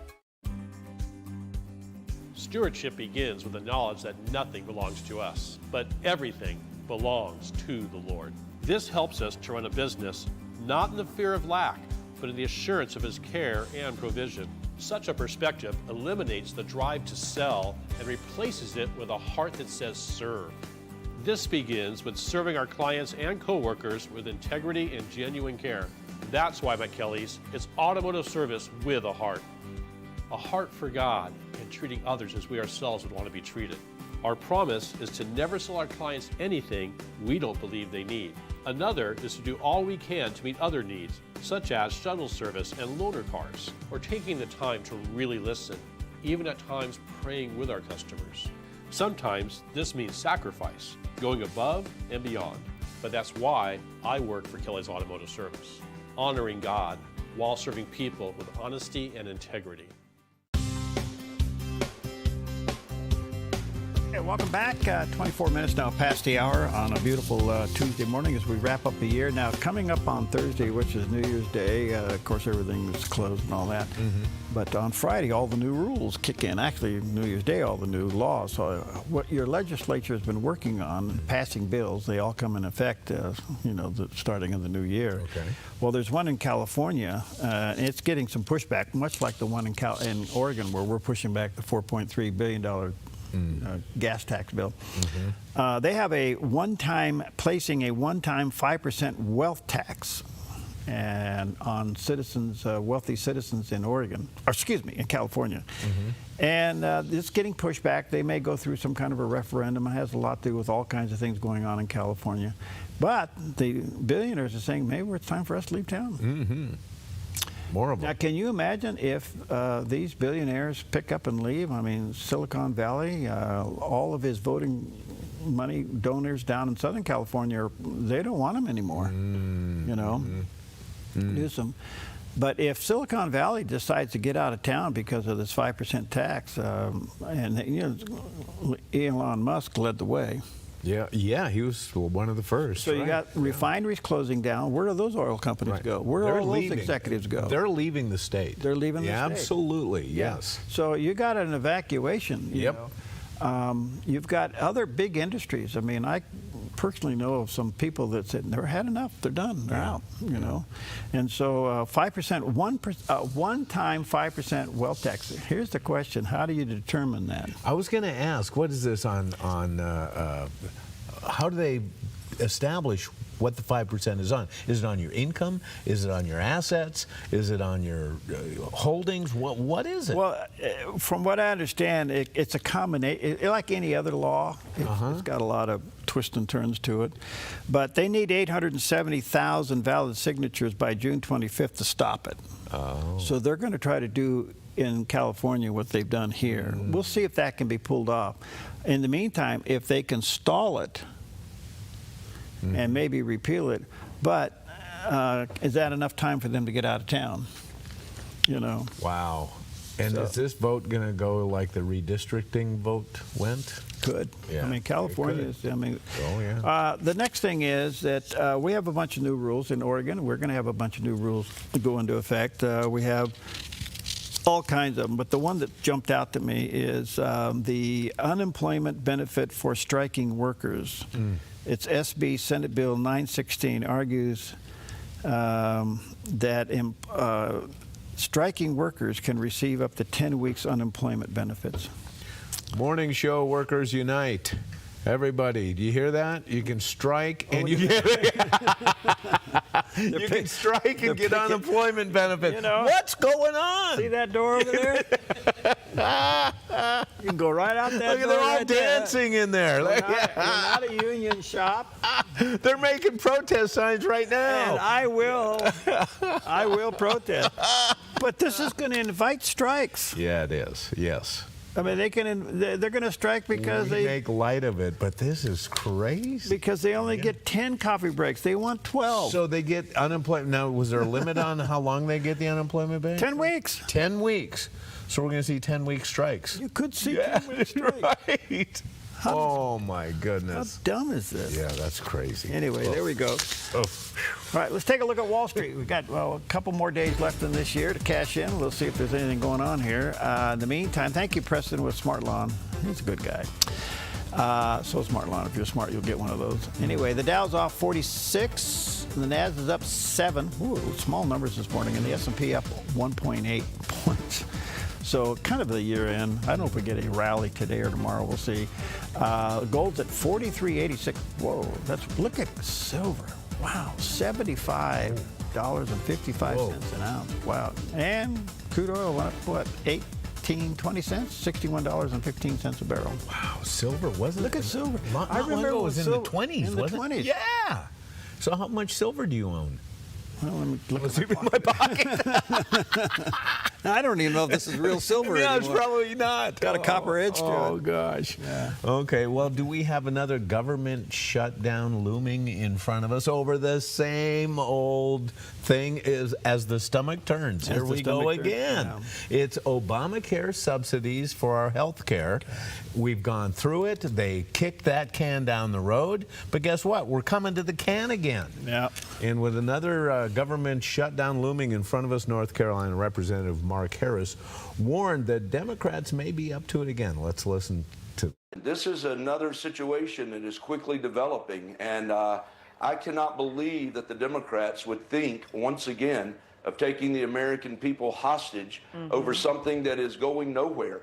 What they're going to experience on December 31st is what the Democrats put in place, and they put in place that these premium COVID subsidies would expire, because there's no way that we can continue to prop up this system with the COVID era subsidies. And they were exactly that. I want to emphasize again, that's what's going away as the clock ticks down on December 31st, are these COVID era subsidies that just allowed the insurance companies to just get incredible amounts of money paid directly to them, that we've seen an incredible amount of waste, fraud, and abuse. In fact, 96% of fake applications were just rubber stamped for Obamacare. And that's a serious, serious problem. So the COVID era subsidies are going away, and that's where we're going to see the Republicans. We stepped in just before we left over the break to put in place a sort of short-term, if you will, plan that would help the situation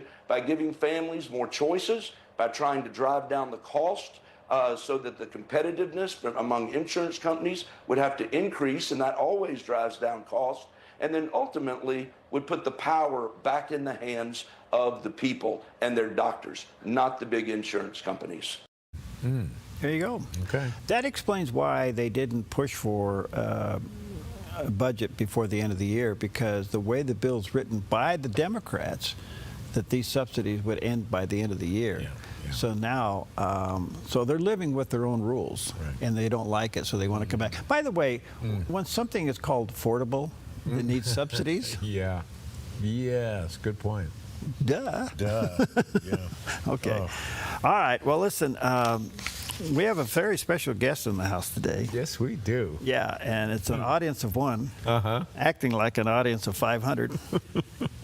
Yeah. Well, for me, it feels like that. Anyway, the infamous Pam Bildon's in the house this morning, and we always talk about you. Yeah. You know, but I was tempted to bring her on the set, but the reason I'm not going to do that, you're better as a mystery person. Yeah, you are the mystery person. You're kind of like the Wilson over the fence. You know, I want you, Pam, to be able to go to Costco without being recognized. Okay. If we brought you on the set and you went to Costco, your life would be ruined. That's right. Yeah.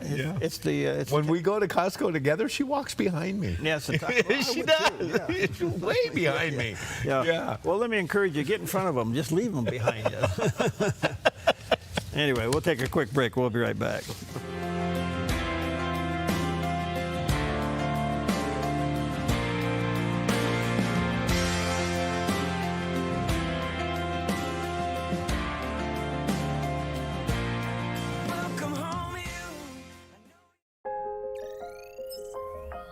The Lennox iComfort S30 thermostat can sense changes in your environment. It even knows when you come and go. So now your home's most important system is also the smartest. Metal Masters can give you the smartest home comfort system available. It knows when you're away and adjusts when allergens and humidity get uncomfortable. Trust Metal Masters to provide perfect air for your family. Lennox. Air is life. Make it perfect.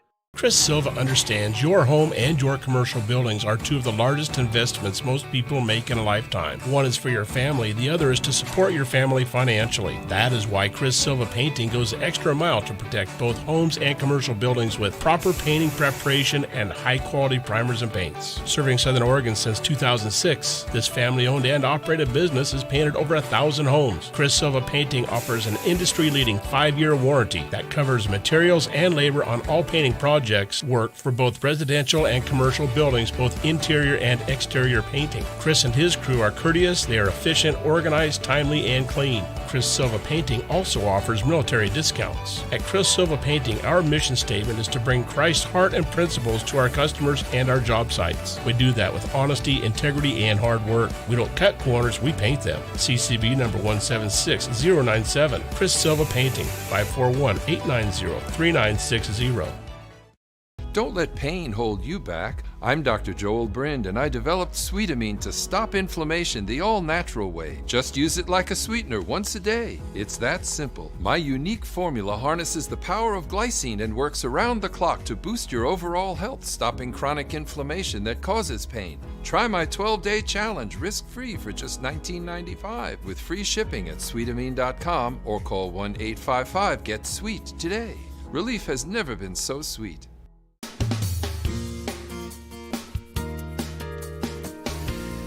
Welcome back, 26 minutes before the hour, and I just wanted to just take a few moments this morning to say again to all of our viewers and listeners, thank you for your continued prayers and support of the Dove. We literally wouldn't be on the air without you, and at the end of the year we always have an appeal to help us renew a lot of tower leases. It's kind of an industry standard. People say, how many towers do you own? Mm-hmm. Out of the 20-something that we're on, we only own 2, and that's an industry standard. So we have these leases that come due every year. Some are 3 years, some are 5 years. And then in the middle of that, we're also in the project of, we have a permit to build a full power television station. I wish I could just sit down and tell you what that's really all about. But we've been working on this behind the scenes for well over 2 years. Actually, folks, it's a miracle. It was an impossibility. It was a stupid thing to do, and yet it all worked out. And we got a permit to build a full power television station, which in this industry is called a must carry, which means once this is on the air, the satellite companies and the cable companies have to put us on. Wow. It's one of those FCC things. That's really big. And someday I'll tell you the story, but it was very complicated, back and forth. So we're in the middle of that. So our goal was $223,000 to renew the leases to build that. As of yesterday afternoon, we're 71% of our goal. Wow. Okay. And we're grateful for that. We've got quite a ways to go. We'll see how that all works out over the next couple of days. But moreover, I just want to say thank you. Because supporting the Dove should be God-led. And don't take from your church. We're not here to replace the church. And don't take from any other ministry that you're involved in. But if you feel led to support us, you can call anytime at 541-776-5368 or safely and securely online at thedove.us. And then only do what the Lord leads you to do. So we're 71% there. We're going to trust the Lord for all of that. And part of our increased operation is insuring Jerry when he skis. That premium will end up way up. That premium is right through the roof, you know. No, I have to say this, though. What? I'm working on budgets and all that, which, you know, all of a sudden root canals are fun.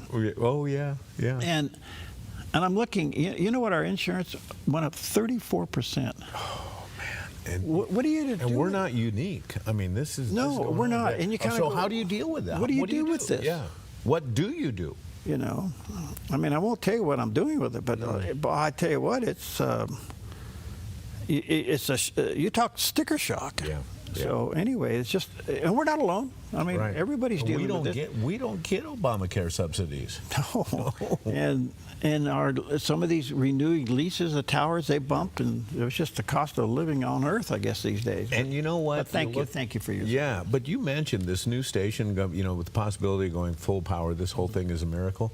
Everything about this station is a miracle, and it all has been as a result of people standing with us. Yep. And I look at the early days of TV before we even went on the air. People lined up and said, "Yeah, let's get started." Our radio audience helped us put the TV station. We had Michael Brown here this week visiting. He was the guy that moved here from New Zealand to help us put the station on. I had a television experience, but I had no experience of building a TV station. Yeah. And so anyway, he came in and he was visiting with his family here for a couple of days, and it was great to see him. But it's hard to believe that we are now 15 years old. Wow, that's 15 years ago, amazing. we didn't even know what end of the camera to look in. Right. Thank you. You did it. Thank you. Thank you. Absolutely. Hey, right. did you hear Mount Ashland opened? Yeah, there's a guy that sits to the left of me on everything that remind me of that. Check it out. We're looking. There's the opening chair right there, and that is the Lithia chair. Opening day, they're taking it up to the top, and they actually look like they have a pretty good amount of snow there. Yeah. So we're seeing some scenes of that was the Sonnet lift right by the lodge, and we're seeing another view of that. There's the magic carpet for the kids. They have that enclosed, so on nasty days when it's blowing and snowing, they're protected. They get to go up the top of the bunny hill, and so first stage of opening has been accomplished, and now we are looking for a little bit more snow. Get the rest of the mountain open. I imagine the next chair to open, if they get enough snow, will be the Comer chair, and then the Windsor chair, and then we all wait for the aerial chair to go up to the top. Well, this will be the last year for the aerial chair. Yeah, that old. It's the oldest chair on the West Coast. West Coast, yes. Yeah. It was. We put that in what, 1964, and it was used when we put it in. Yeah. Wow. Yeah. That's something. So here we go. So, have you changed your ways? Have I changed my ways? Yeah. I'm not. Pam, has he changed his ways? Not quite as fast as I used to be. So I have a lot more hardware in me now. So what do you? Screws and braces and. I'm an IFR pilot. Okay. I learned how to fly in the clouds. Yeah. Okay. You need an IFR rating to learn how to ski in the fog. Oh no, Pam is saying no skiing in the fog. No skiing in the fog. You never know what you're going to ski off of. There you go. All right, good stuff all the way around. Yeah. All right, let's take a look at the weather. You're heading out for the week here. Let's see what's happening with the weather scene for you. Jerry and the weather. A look at our weather from Grange Co-op. Today in northern Oregon and southern Washington, widespread morning frost and sunny with daytime highs in the mid to upper 40s for Vancouver, Portland, Wilsonville, and McMinnville, with lows tonight in the low to mid 30s. Continuing down the Willamette Valley with widespread frost mainly before 10 a.m., otherwise sunny with daytime high temperatures in the mid 40s for Salem, Albany, Corvallis, and Eugene. Sunny skies today across central Oregon with high temperatures in the upper 40s around Prineville and mid-40s for Bend and Sun River. Sunny skies over Boise, Idaho with daytime highs in the low 40s. More sunshine along the Oregon coast with high temperatures near 57 in Coos Bay and Port Orford, near 54 in Brookings, and 57 in Crescent City, California with a light south wind and lows in the 40s. In southern Oregon, patchy freezing fog in the Rogue Valley and Klamath Basin.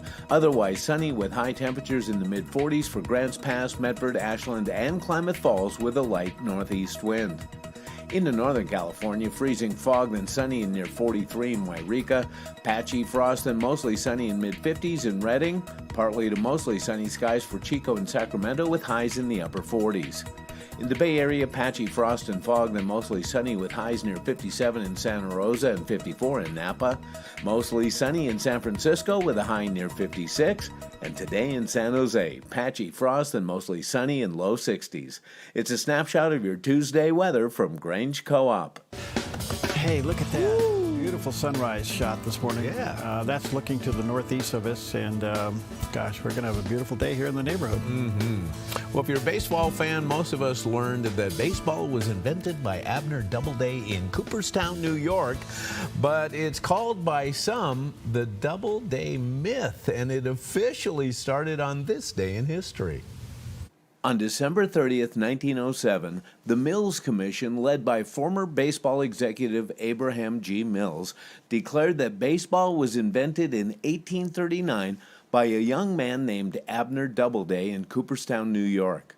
The story stuck, especially since Doubleday later became a Civil War general and Cooperstown would go on to host the Baseball Hall of Fame.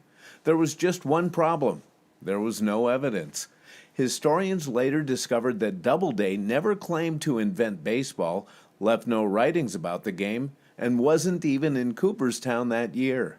The Commission's conclusion relied almost entirely on second-hand memories and patriotic wishful thinking.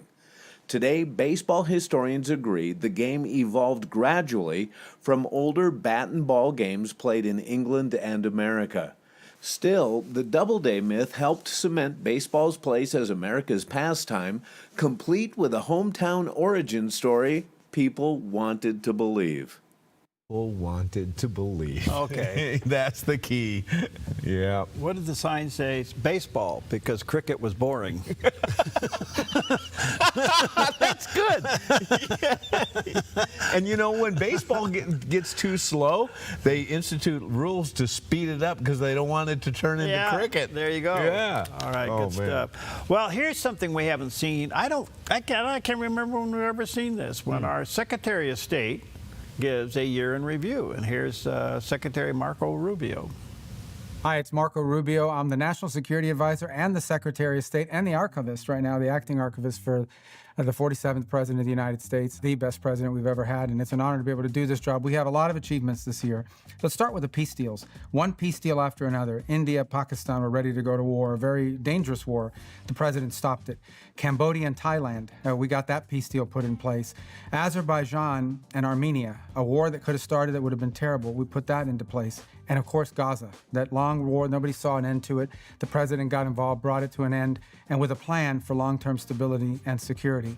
Beyond that, we went to Europe this year, and the president got NATO to do something no president has ever been able to get NATO to do, and that is increase their defense spending to 5%.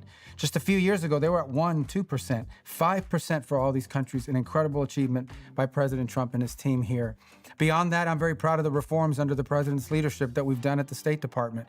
We got rid of USAID. We brought all that foreign aid under the State Department so that now, when we give money to countries, we know where the money's going, and we know we're helping our allies and our friends, and not just enriching some, third-party group that's making a bunch of money from your taxpayer dollars. We also help secure the border. That's been a responsibility of the Homeland Security Department, but we had a role to play, not just in the deals we made with other countries to send people back. We've got more countries than ever accepting their people that are in this country illegally from their countries. They're taking them back. They're also helping us stop them from coming here in the first place. This is a great achievement. So on issue after issue, the president has kept his promise to the American people. He's keeping us safe by taking the war to the drug cartels. The drug cartels that are poisoning and killing our people, President Trump, he promised to do it, and he's stopping them. He's doing it. He's keeping his promise to you. 2026 is going to bring more challenges, but we have a great president and a great team that he's built, and we can't wait to see the exciting achievements of the year to come. Merry Christmas, Happy Hanukkah, Happy New Year to everybody. The best is yet to come. That is outstanding. I can't remember when I've ever seen Secretary of State kind of giving a year in review like that. And what a great review it was. Yeah. Yeah. He's a great guy. Yep. All right, well, listen, let's take a great review of bacon. Yeah. We'll be right back.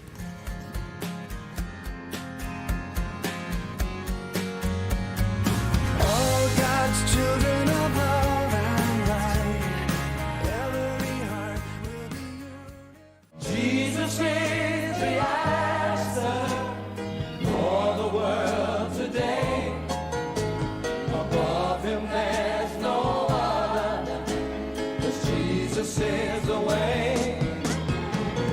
Jesus is the answer for the world today. Above him there's no other, 'cause Jesus is the way. Sing along. Finding that next great series to binge watch is fun, but your neck, shoulders, and body don't count that as me time. Hi, I'm Tamara Miller, owner of Organic Element Spa, and I invite you to put down the remote, get off the couch, and schedule yourself some real me or we time with your favorite service, like one of our many massages, couples massages, or facials. Your health, safety, and comfort are always top priority with us at Organic Element Spa. We can't wait to see you. Book your appointment today.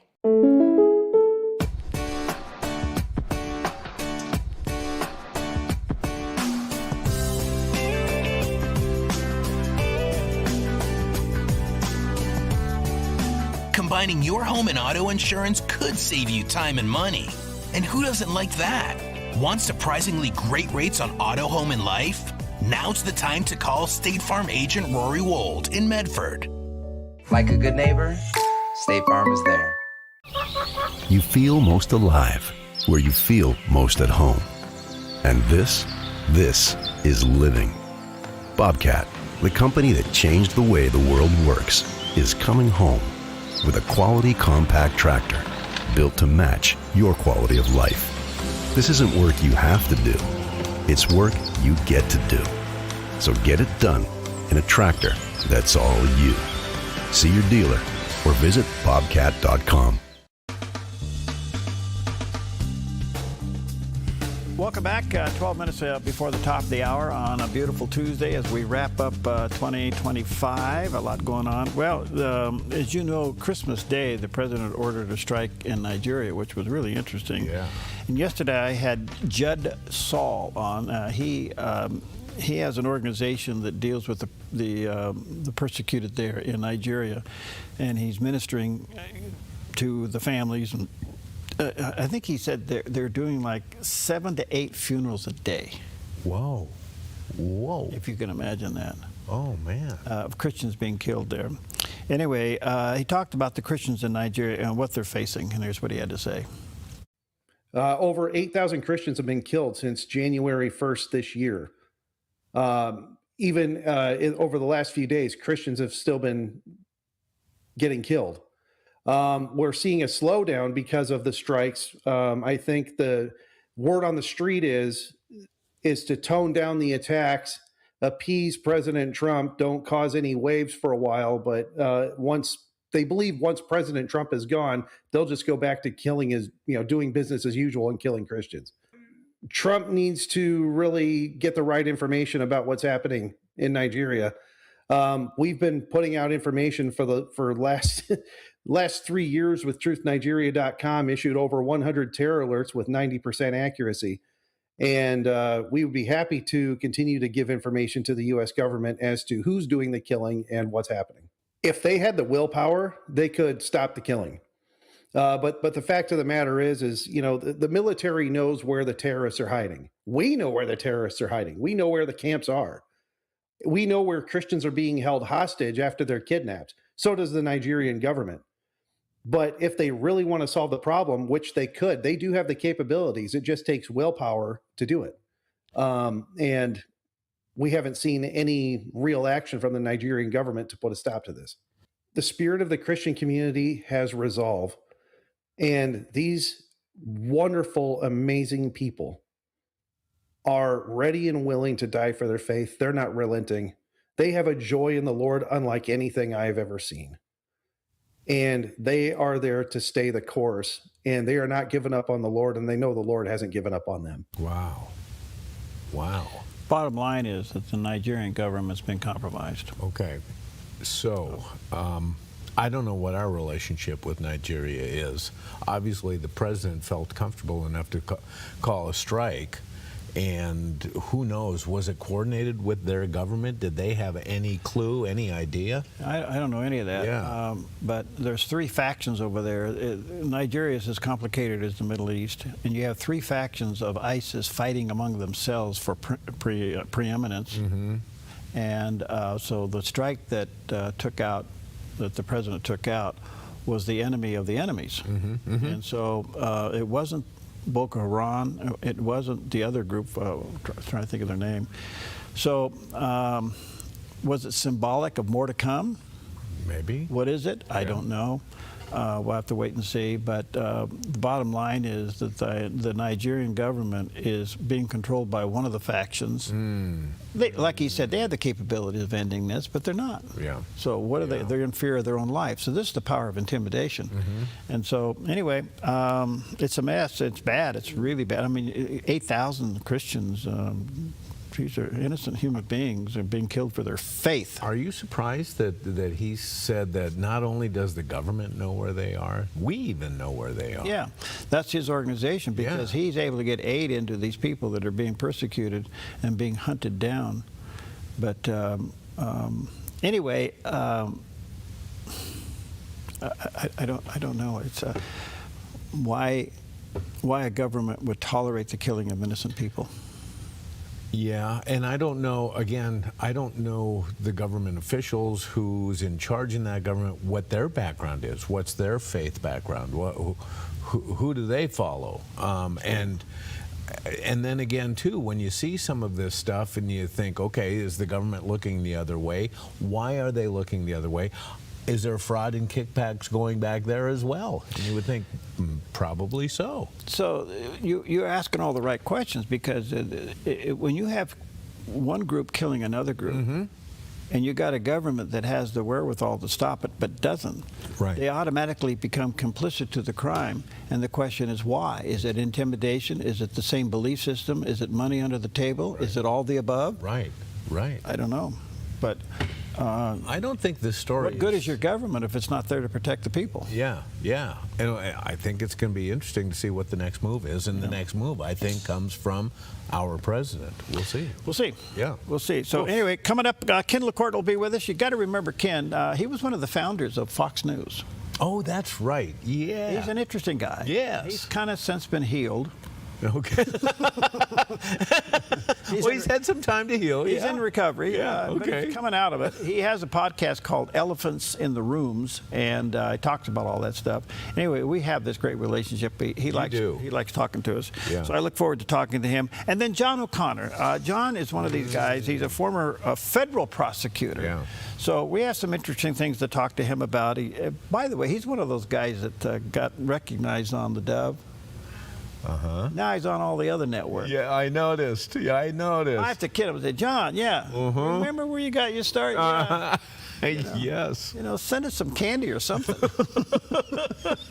I hear him once in a while. I think, So I seen him on these other shows. I go, wait, my time out here. So we know that other people are watching this. All right. Have they offered you a job? Do not seek and I will not accept. Okay, then. All right. Good. Well, NBA. Pam? Yeah. You're not allowed to go anywhere. Okay. Well, a little encouragement goes a long way, and NBA legend Shaquille O'Neal is proving once again that it can even change your life. Shaq recently surprised Jordan Wilmore, a Texas man chasing his dream of becoming a police officer, which would happen to make him the tallest law enforcement officer in the state. Wilmore had completed the police academy but narrowly missed passing the state peace officer exam, a setback that could have ended his journey. Instead, it caught Shaq's attention on Instagram. O'Neal showed up in person at the Kemah Police Department, offering encouragement and announcing he would sponsor Wilmore as he prepares to return to the academy. Shaq shared his own story of failure, revealing he once failed a state exam himself before eventually becoming a certified police officer. He's currently certified in California and Florida. For Wilmore, the moment was emotional and motivating. With renewed confidence and support, he plans to re-enter the academy in January, chasing his goal once again. It's a powerful reminder that failure doesn't have to mean the end. Sometimes it's just the setup for a comeback. There you go. There you go. Yeah. All right, here's the stumbling block of all scriptures. Uh-oh. John chapter 14, verse 6, Jesus said, I am the way, the truth, and the life, and no one comes to the Father except through me.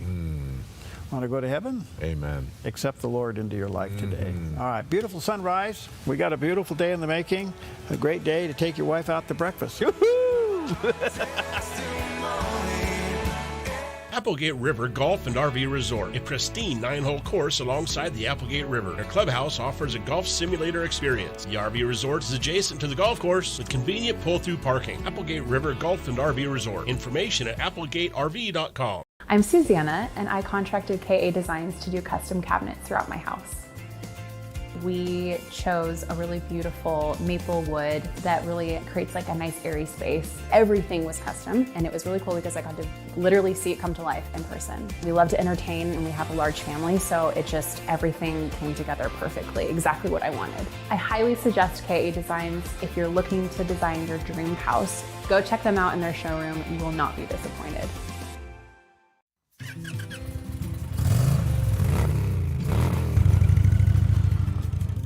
Panoramic Moto Tours was born really out of my passion just to ride Grace back roads and the scenic highways in our beautiful Northwest. God put it on my heart to share the experiences and invite others. More than riding beautiful roads, it's the camaraderie and fellowship. It's hearing each other's stories. It's being mutually encouraged on our journeys of life.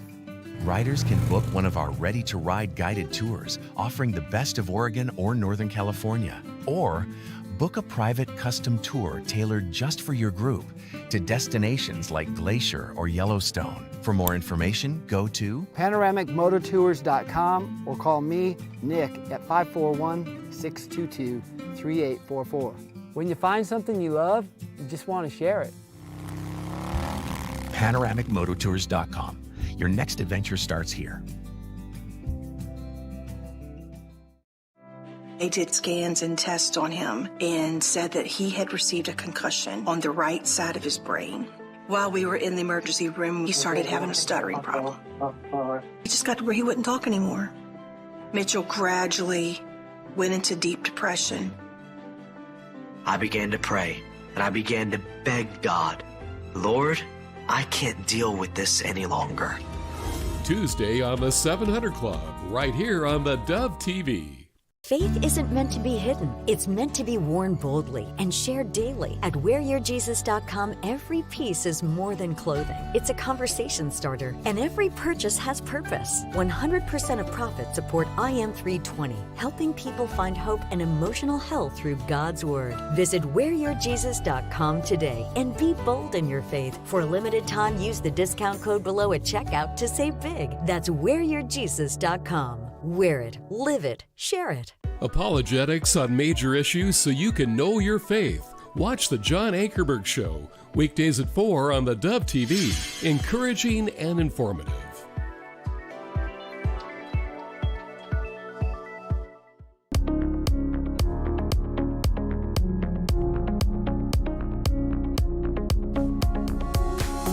Welcome to Focus Today. I'm your host, Perry Atkinson, and always a delight when we get to sit down with our good friend Ken LaCourte, who's a former executive there at Fox News, which he is proof that you can come from a big network and still have a life and be a human being.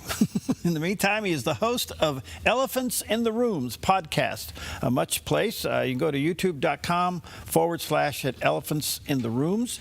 And then Ken also has his own place to connect with him, kenlacourte.substack.com. And there's a picture of the landing page there. Brother Ken, good to see you, man. How are you, bud? Good morning, and what a beautiful set. Oh, thank you. That's it's where we live. So if you ever decide to get off your barge and come north, we'll show you some good time. Well, okay. Thank you. Good to see you. How you doing, bud? I'm doing well. I'm very well. Good for you. Couple things. Before I get into your video on Sudan, I'm just kind of curious, how did you think the 30,000-foot view of news reporting went this year?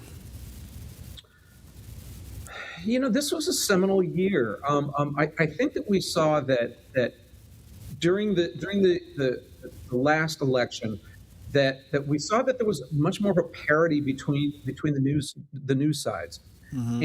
And this is the first time, I think, in a long time that we've been in a time where kind of what we would call the mainstream or legacy press couldn't completely dominate what was going on in the country. So it's I think we're in a transition period. I think it's certainly healthier than it's been in the last several years, the last maybe 5 or 6 years, certainly. And I'm with all their troubles and with all the people still out there lying and doing all their crazy things, it's starting to feel more optimistic. Do you have any idea, with just the thinking, I'm more curious than anything else, why MSNBC went to MS Now? I mean, what was that trying to accomplish? I think as part of that deal, I suspect that they had to get the letters NBC out of there. Oh, so I don't know that, but that's what I believed, and all their twistings around that.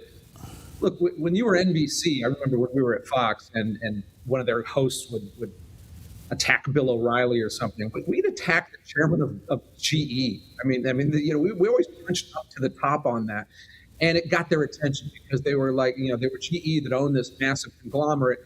They have this tiny division called MSNBC that was creating them problems, and it made them think in different ways. All right. Just kind of curious because you're the guy, you got experience at that level. All right, come back to your recording your video of the war in Sudan. Why did you pick on this? I mean, it's a big deal and we're not aware of it, but what's your interest here? A couple people wrote in the comments, they said, you should talk about the war in Sudan. And I was like, I hate to say this, I was like, I didn't care all that much about it. And as I looked at it, the war in Sudan was death-wise, is larger than anything that's going on the planet right now.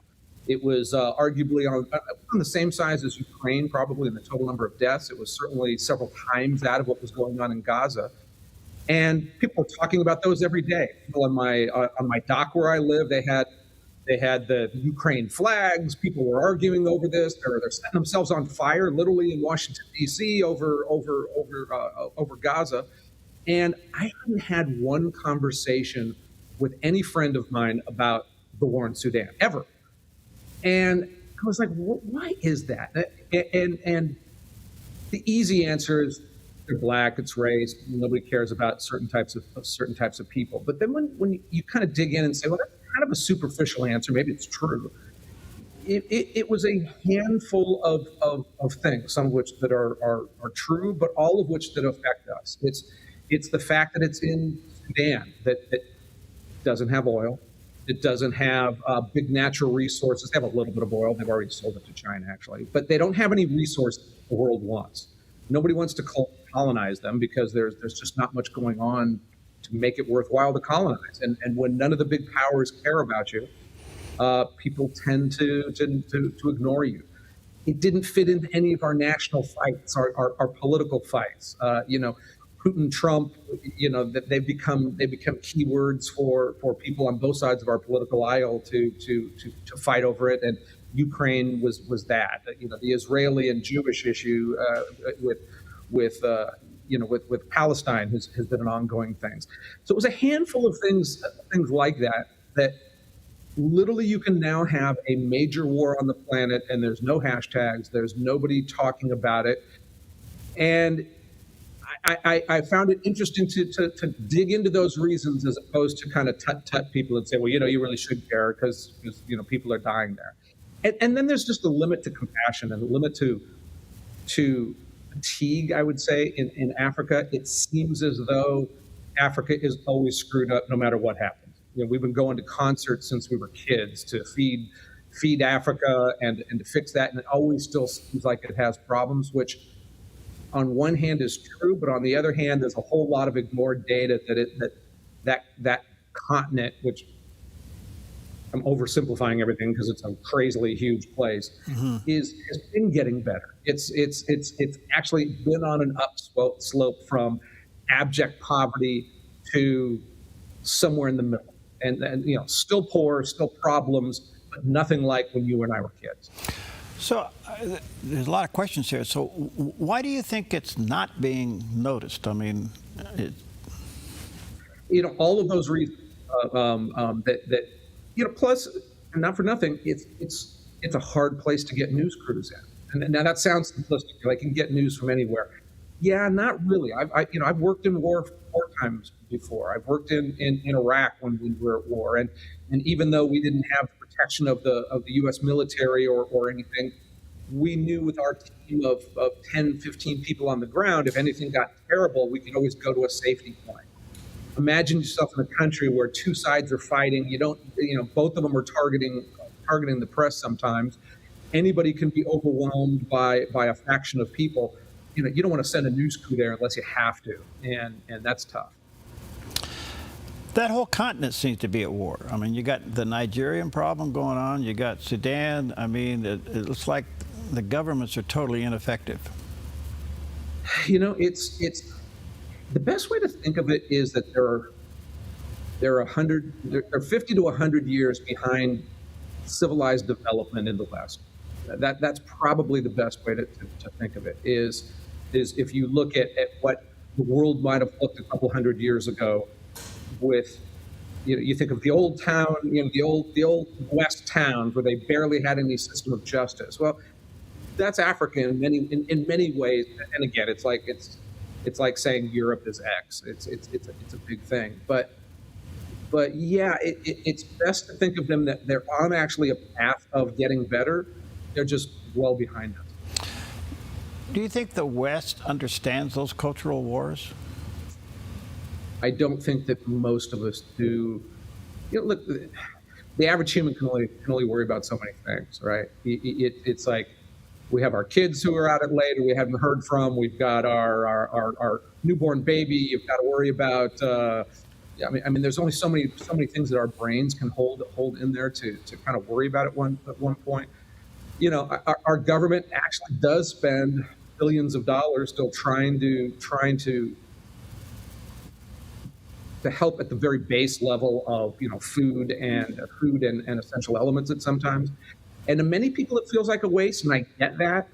But again, if you look at it over the long term, you know, you see things like child mortality rate is like, you know, 50 times what it is here, but also the same as what it was in Norway in 1956. I mean, so when you plot those things out, it's from a snapshot, it's horrible. But when you look at it over time, all the good numbers are going up, all the bad numbers are going down. So yes, there are 5 million children every year that die under the age of 5.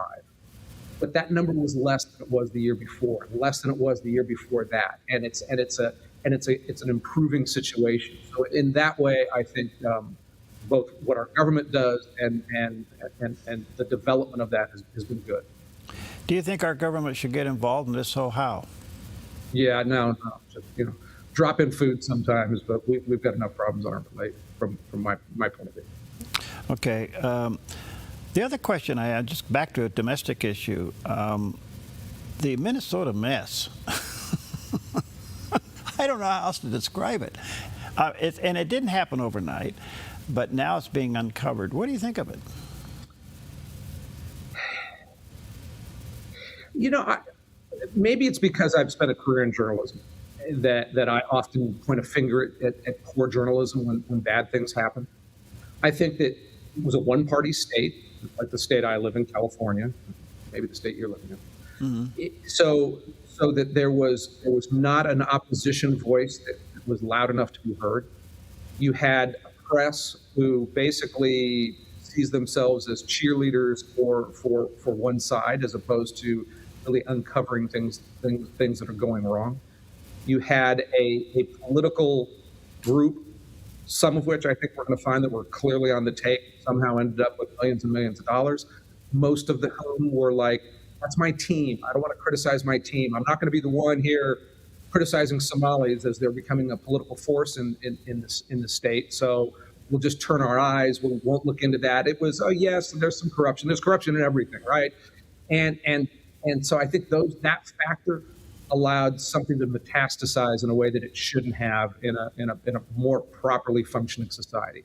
But look, the good news is, and I always try to find the good news, is people are going to be very, very upset there, and they will be upset at both their political status quo and maybe to some extent their media status quo, and that's how you get change. You know, there's a reason why we tick-tock back and forth between the parties. When one takes over, gets literal rot in its system, like the way that you saw it there, then people say, all right, you know, I don't like those guys on the other side, but let me try that.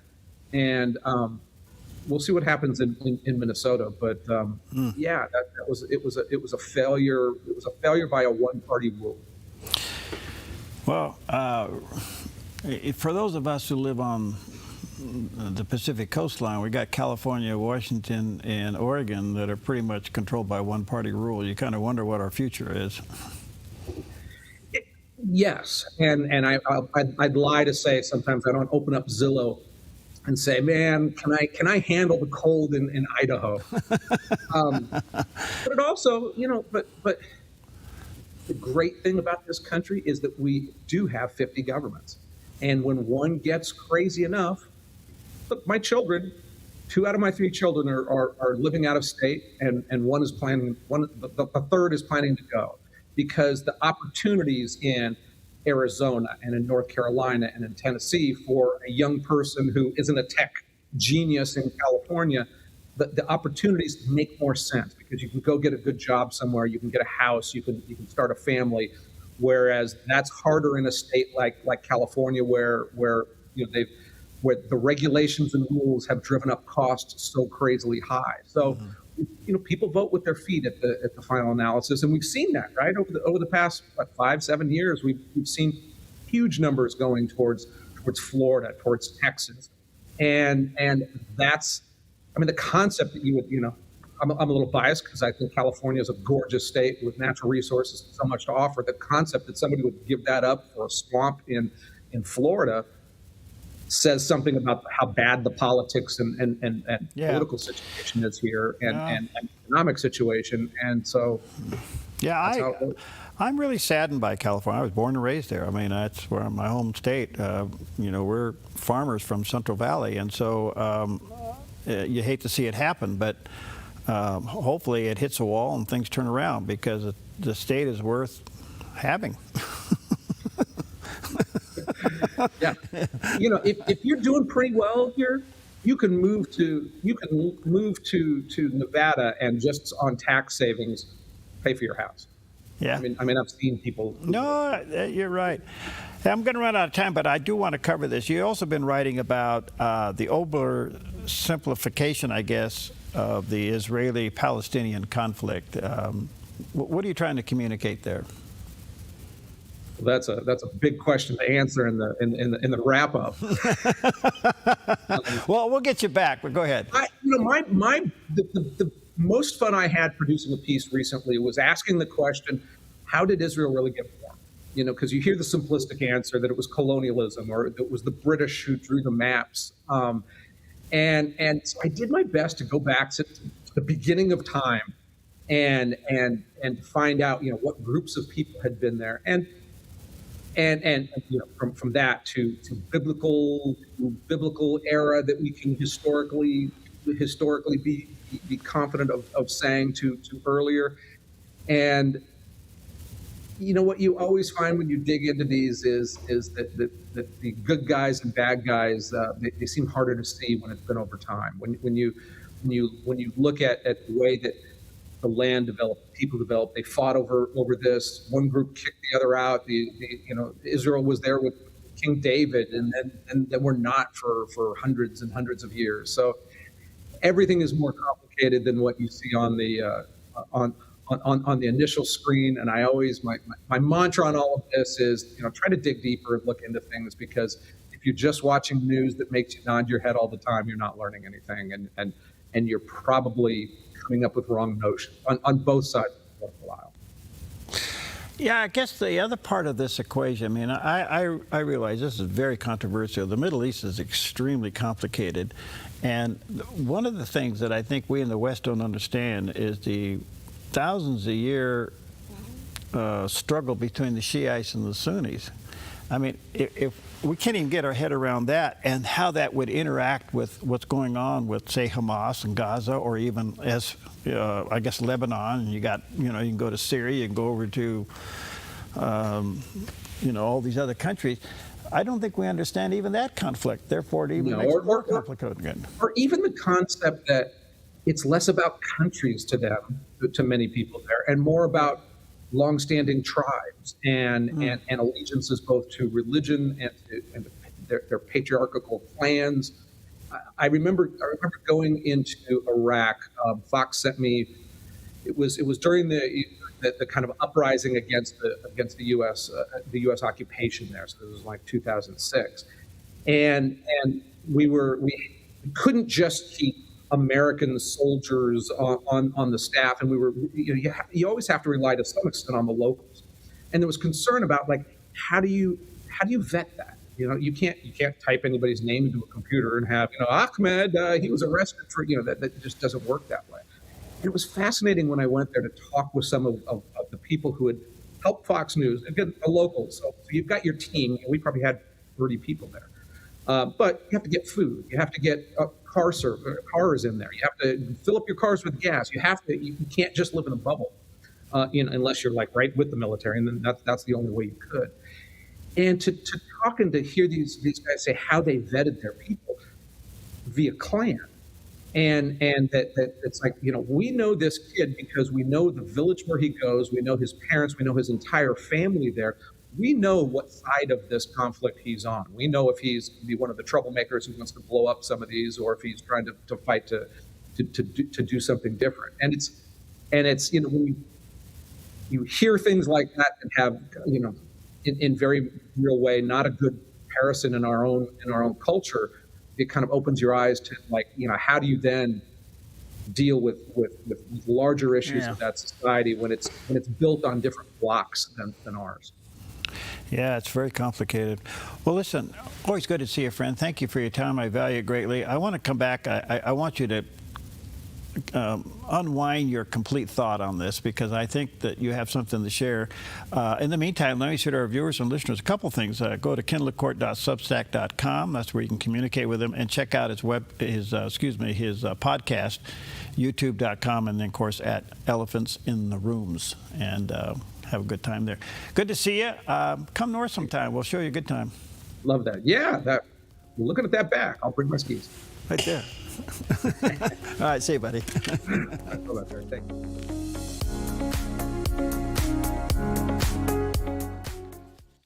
The threat of wildfire poses a growing risk to Oregonians. You can prepare now by taking 3 important steps. Create a home inventory, make copies of important financial records, and contact your insurance company to make sure you have the right amounts and types of home insurance coverage. Be wildfire ready by being insurance ready. Visit dfr.oregon.gov/prepare now to learn how. Hey, this is Ed, co-owner of Visiting Angels. To continue to serve our seniors, we need more caregivers with a heart to serve. Our mission statement is honoring the art of giving, which means we honor you, the caregiver. We know it's our people that make Visiting Angels the best in-home care provider and a great place to work. Come be our next amazing caregiver. Give us a call or apply online.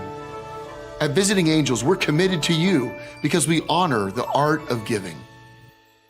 Welcome to Rise Direct Primary Care. Imagine a healthcare experience where you're known by name, cared for like family, and treated with compassion. How is that possible? With an affordable, flat monthly membership, you receive unlimited primary care and minor urgent care visits. No insurance needed. At Rise Direct Primary Care, we offer a friendly, affordable healthcare experience where you get a whole hour with your provider. Located in Central Medford and accessible by phone or text, we can typically get you in the same or next day. We prescribe urgent care medications directly from our office, saving you a trip and wait time at the pharmacy when you'd rather be at home getting better. Personalized medical care with a human touch. Rise Direct Primary Care is all about healing the sick with compassion and keeping the healthy healthy. Rise Direct Primary Care. We're here for you. Visit risehealthdpc.com or call or text us 541-827-8603. 541-827-8603.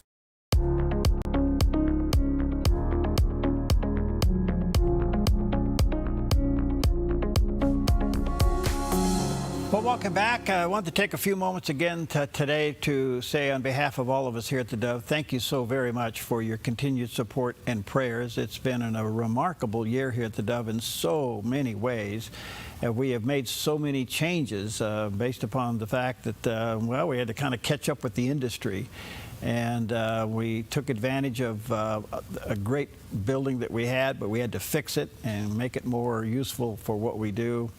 And so we end up building another studio on the other side of the building and moving the staff to the other side of the building and things like that. And you helped us with that. And I just want to say thank you for your continued prayers and support.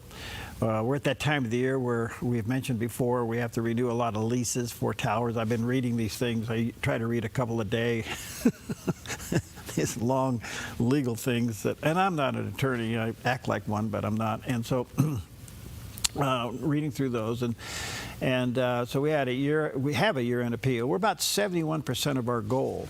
And we want to say thank you to all of you that have called and come by, and some have even gone online and sent a gift in the mail. I just want to say thank you. We wouldn't be on the air, we wouldn't be doing what we're doing if it wasn't for you. It's been pretty consistent over the last several years. Anywhere from 82 to 84% of the Dove revenue still comes from viewers and listeners just like you. We have a little bit from advertisement on the television side.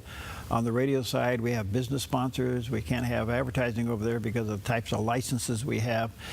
And so we produce the Word for You today with this devotional. We send out thousands of these throughout the Pacific Northwest. It's just a value added of a devotional. If you don't have one of these, just contact us. We send it.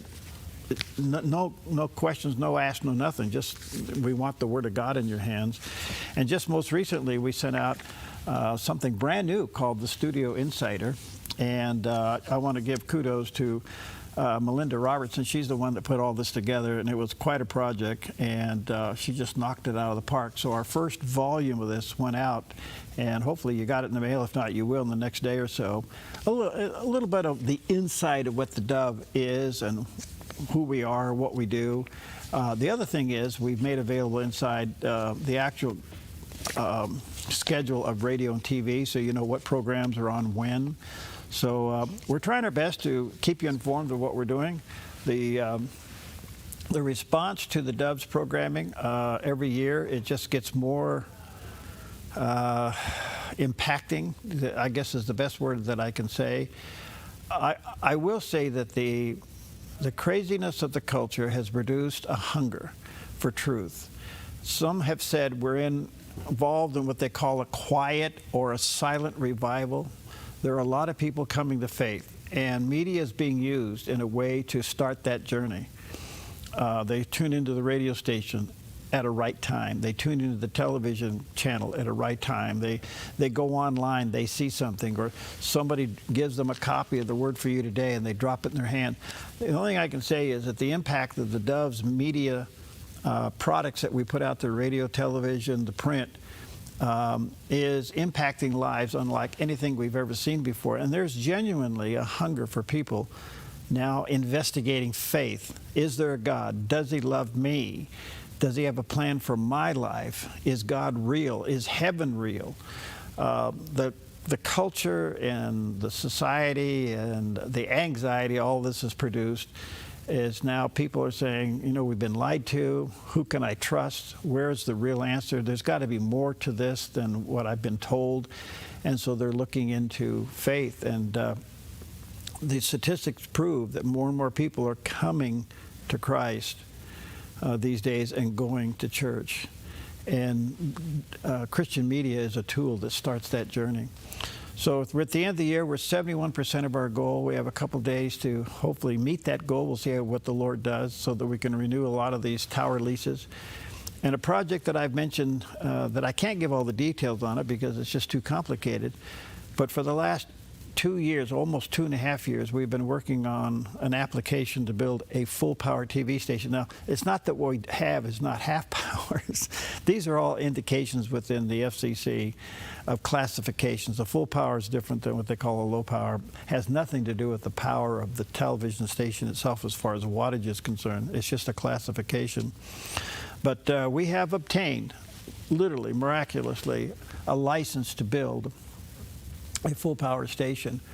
Why that? Well, because it is what they call a must carry in our industry, and that means that we'll be able to finally get on satellite and some of these other platforms that are out there, and it'll help us. We'll have more on that a little bit later.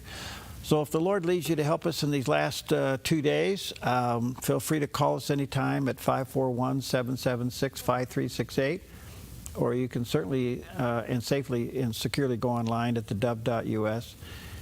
And what I say next, I mean sincerely. I don't want it to sound like a broken record, but do not take from your church. You belong in a church. Find a church. Go there. Become a part of it. Support it. And if you're involved in another ministry outside of your church or within your church, support that. But if the Lord's leading you to help us here at the Dove, give us a call or go online. And again, only do what the Lord is asking you to do or encouraging you to do, as we hopefully will meet this goal by the end of the year. We're 71% there. I'm pretty happy about that. We were pretty low there a couple of days ago, but it's coming together, and we're thankful for that. But moreover, thank you for your prayers. Thank you for your support. You're a team member with this. You're one of us. And if you're in the area, we certainly invite you to come by and take a look and see how we do. We had 4 professionals in here in the last couple of weeks, stunned at how we do it, because we don't do it the way the normal industry does it. We're a little bit more innovative. And some have walked out of here saying, you know what, we found another way we can do it a whole lot more efficiently. And so God's given us that ability to do it very efficiently, and such is the case here at the Dove. But you've made that happen, and I want to say thank you so very much. So think about it, pray about it. Call us at 541-776-5368, or if it worked out for you, safely and securely online at theDove.us, and only do what the Lord leads you to do. Thank you so much. God bless you, and thanks for being a partner.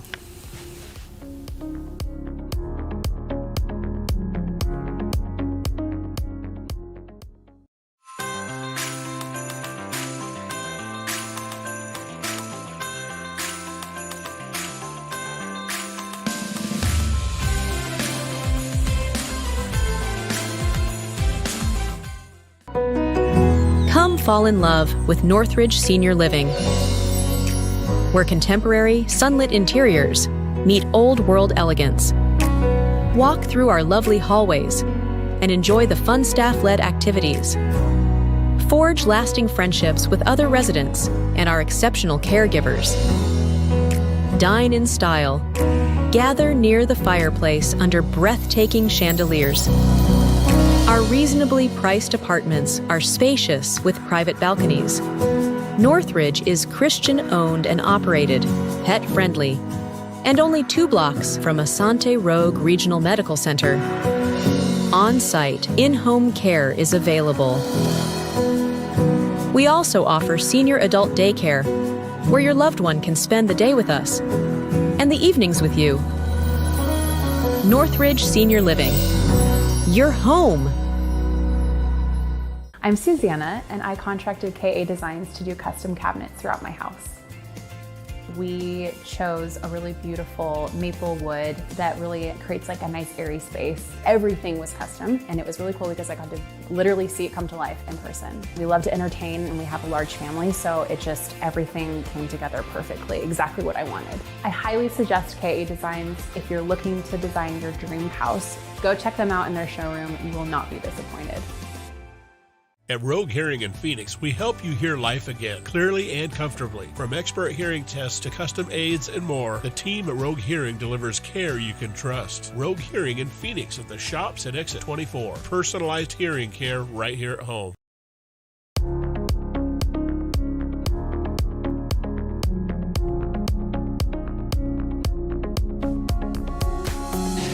Okay, welcome back. And again, one of my favorite guests to have with us today, and very timely, is John O'Connor. He's a former federal prosecutor, experienced trial lawyer, the author of a couple of books, Postgate and How the Washington Post Betrayed Deep Throat and Covered Up Watergate, and began what they call today's partisan advocacy journalism. He also serves as a U.S. attorney and attorney in Northern California, representing the United States in both criminal and civil cases.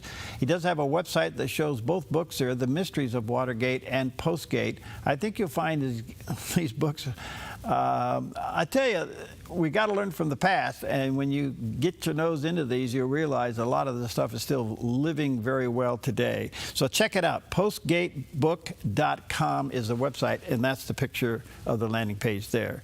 John, good to see you, friend. How are you, bud? Good to be with you, Perry. And let me say good luck on your campaign. Thank you. I might help you out a bit there. I'm very moved by the mission of your outfit. Well, thank you, John. I appreciate that much. So much to talk to you about, so little time. you know, being a federal prosecutor, going on. You know, you being a federal prosecutor, how do you sleep at night? I mean, you read all this stuff. I learned long ago, you know, we had some terrible terrorism cases in the 70s in San Francisco. That was sort of the epicenter of craziness, as it maybe still is in a different way today. So I've seen crazy stuff. You know, we went all the way through. We had Patty Hearst, and I had some stuff with Jimmy Carter and the election. And so it's just very interesting stuff. And today, unfortunately, it seems a lot crazier than then. That's all I can say. There seems to be some sort of societal disruption here that wasn't there back then, as crazy as the times were. And so, like I heard you say, I mean, I think that's why people understand that, you know, faith-based projects are the way to deal with this. But it's a rough world out there. Yeah, I sincerely, I think if you're not anchored in your faith, this will drive you over the edge. You know, one of the questions I was going to ask you, John, is this. It's easy for us to point fingers and complain. I was thinking about Kash Patel and Pam Bondi these days. They're at the FBI and the DOJ. And then the uncovering of so much fraud. These departments must be overwhelmed. I mean, can they handle what's been thrown at them?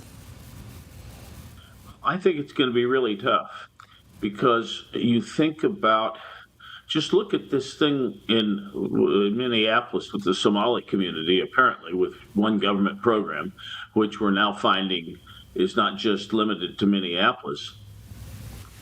Think about that. We have these massive government programs spending literally trillions of dollars. And how is the government able to really police that and make sure that the money goes to the people that should have it? It's just daunting. There's so much fraud, you name it. And if you're a welfare recipient, you have about 60 programs out there that from which you can draw money. And I'm not saying any of them are bad, or that if someone is qualified, I suppose that's a good thing. But you know, how do they police that? And now you could probably just go blindfolded and point your finger, and you're going to find fraud at the program you point at. And that's a serious problem. It's a serious problem because, you know, we're running deficits. We just can't keep paying for these things. And yet these things are out of control, and it's just going to be very, very difficult to sort of get the horse back in the barn here. Okay. One other quick question before I go back to Minnesota. There is this growing concern that as all of this is being exposed, that nobody has been arrested yet. I mean, you can go back to January 6th, you can go back to Comey, you can go back to Elisa James. I mean, you can go on down the list of all these people that have been caught in their corruption, and nobody's been arrested. What does that tell you? Well, number one, when you get into Comey and the FBI, the scary thing is these people are excellent criminals. I hate to say that, but they're on, it's like a television show. But these are guys who know exactly how to get away with things. And Comey has showed that. After he was fired, he's been a master of figuring out how to evade, along with Andrew McCabe, how to evade charges. And that's one of the issues, is exactly that. When your corruption comes from law enforcement, first of all, you have all sorts of presumptions on your side. And you also have all kinds of excuses that are sort of built into your job, because you're never going to be perfect.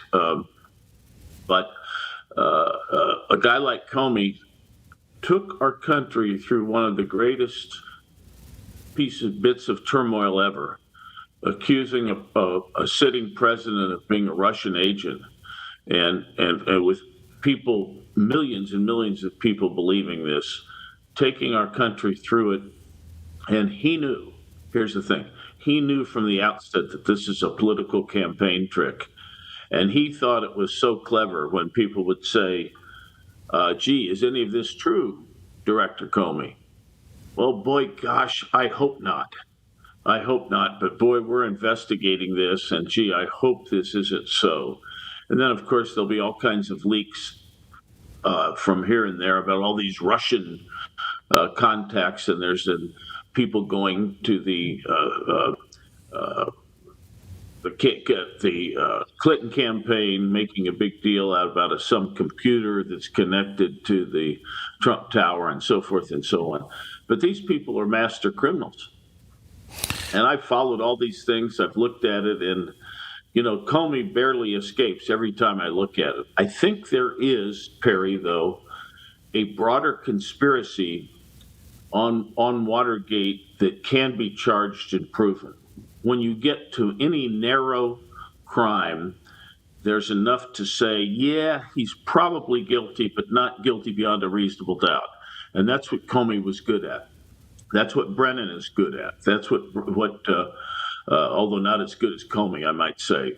But if you put it all together and make it a massive conspiracy to defraud the American people and defraud the government, which is a crime, I think you have a better chance, because there's so much in the way of concealment from the appropriate governmental agencies and from the public and from Congress. I forgot that the one part of this deal is, are you truthful with Congress, who is investigating? So I think there is a massive crime there. It's going to take a very, very good prosecutor to put this whole thing together in time. I think the statute of limitations goes to about, it doesn't start running until 2023 for the massive conspiracy, because I think that's the last time that John Brennan testified before Congress falsely about whether or not he wanted to include the phony dossier in the intelligence assessment report that Obama had ordered. And he said he didn't, and the evidence is very clear that he did. In other words, that's the way they publicized this phony Steele dossier and had everybody clutching their pearls. So I think you can do it. I think you can do it. And I don't know if they have anybody there. I just don't know enough. Pam Bondi's a straightforward, good, tough prosecutor, but she hasn't been involved in federal type of crimes and conspiracies. So I hope she has a good group there to handle this. Well, there's a little ray of hope when I hear you saying there, so we'll see what happens. But we got another one that broke out in Minnesota, and this didn't happen overnight. It goes clear back to COVID. The governor's there been 7 years. He says, he's been working on it, but now he looks like he's complicit. How bad is this from what you see? Oh, this is terrible, because I think the fraud was so rife. It was not subtle. It was people getting money for businesses that really were nothing more than a fraud and a front. And there are apparently, now this is just what I'm reading, there are apparently hundreds of people who will say that the governor, at least the governor's office, had plenty of notice of this and nothing was done. And you can imagine a guy like Walz is really just a party apparatchik. He's just a guy who is part of the machine. So I think there's a case there. Now, what are we going to do about that? Hopefully we have a good U.S. attorney in Minneapolis. Well, okay, we saw where the YouTuber goes in and he uncovers 110 million fraud in one day in the daycare system. And then just yesterday, another story broke out that the voters could vouch up to 8 other people at the polls. Now we got voter fraud mixed into this. Oh, the voter fraud has just been rife ever since 2020. I mean, we're naive if we think that that was just an anomaly because of the mail-in votes and COVID. But there are clearly, fraudulent programs that will continue on with each election until they're stopped.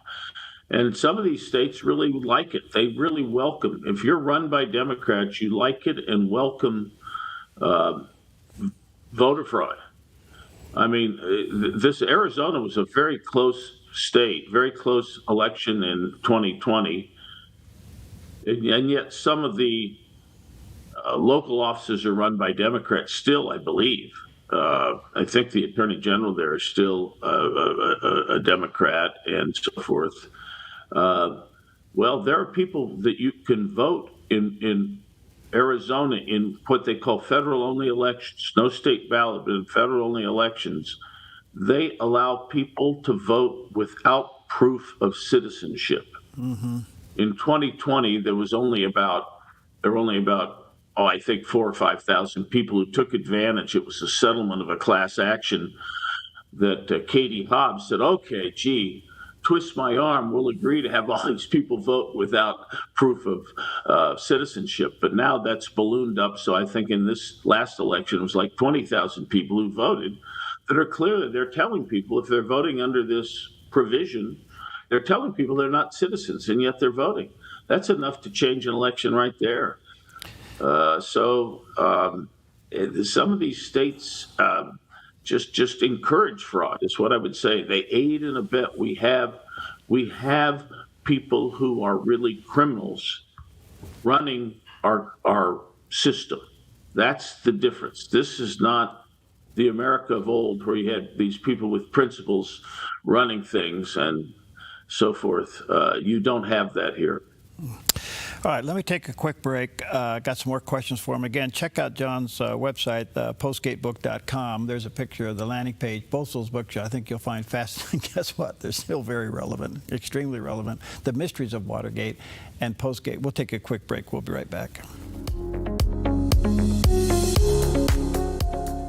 Jesus is the answer for the world today. Above him there's no other, 'cause Jesus is the way. Jesus is the answer for the world today. Above him there's no other, 'cause Jesus is the way. Sing along. Buying or selling a home can be stressful. It's one of the biggest decisions you'll make in your lifetime. That's why it's important to work with someone you trust, someone who has the right experience and knowledge of the market. Hi, we're Patrick and Paulina Lizer with Lizer Real Estate Group. And whether you're looking to buy or sell a home, our mission is to take the stress out of the transaction and make it as seamless and rewarding as possible. Contact us today. We look forward to working with you. When plumbing emergencies hit, and they do, you want help from a plumber you can trust, and you need it now. Onnit Plumbing to the rescue. Onnit Plumbing gets the job done right with integrity and quality craftsmanship. Onnit Plumbing offers military discounts, senior discounts, and discounts for KDOVE listeners too. Licensed, bonded, and insured. Onnit Plumbing, CCB 229436. No job too big or small. Onnit Plumbing does them all. See us at onnitplumbing.net. onnitplumbing.net. Every day in Southern Oregon, lives are shaken by poverty, violence, and hardship. Last year alone, the Salvation Army reached more than 11,000 people in Jackson County with food, shelter, and critical support. Behind every meal served, every family housed, and every life restored, there's a volunteer making it happen. Please join us. There are many ways you can volunteer and make a difference in someone's life today. The Salvation Army doing the most good together. This message made possible by the Oregon Health Authority Hospital Base Intervention Grant.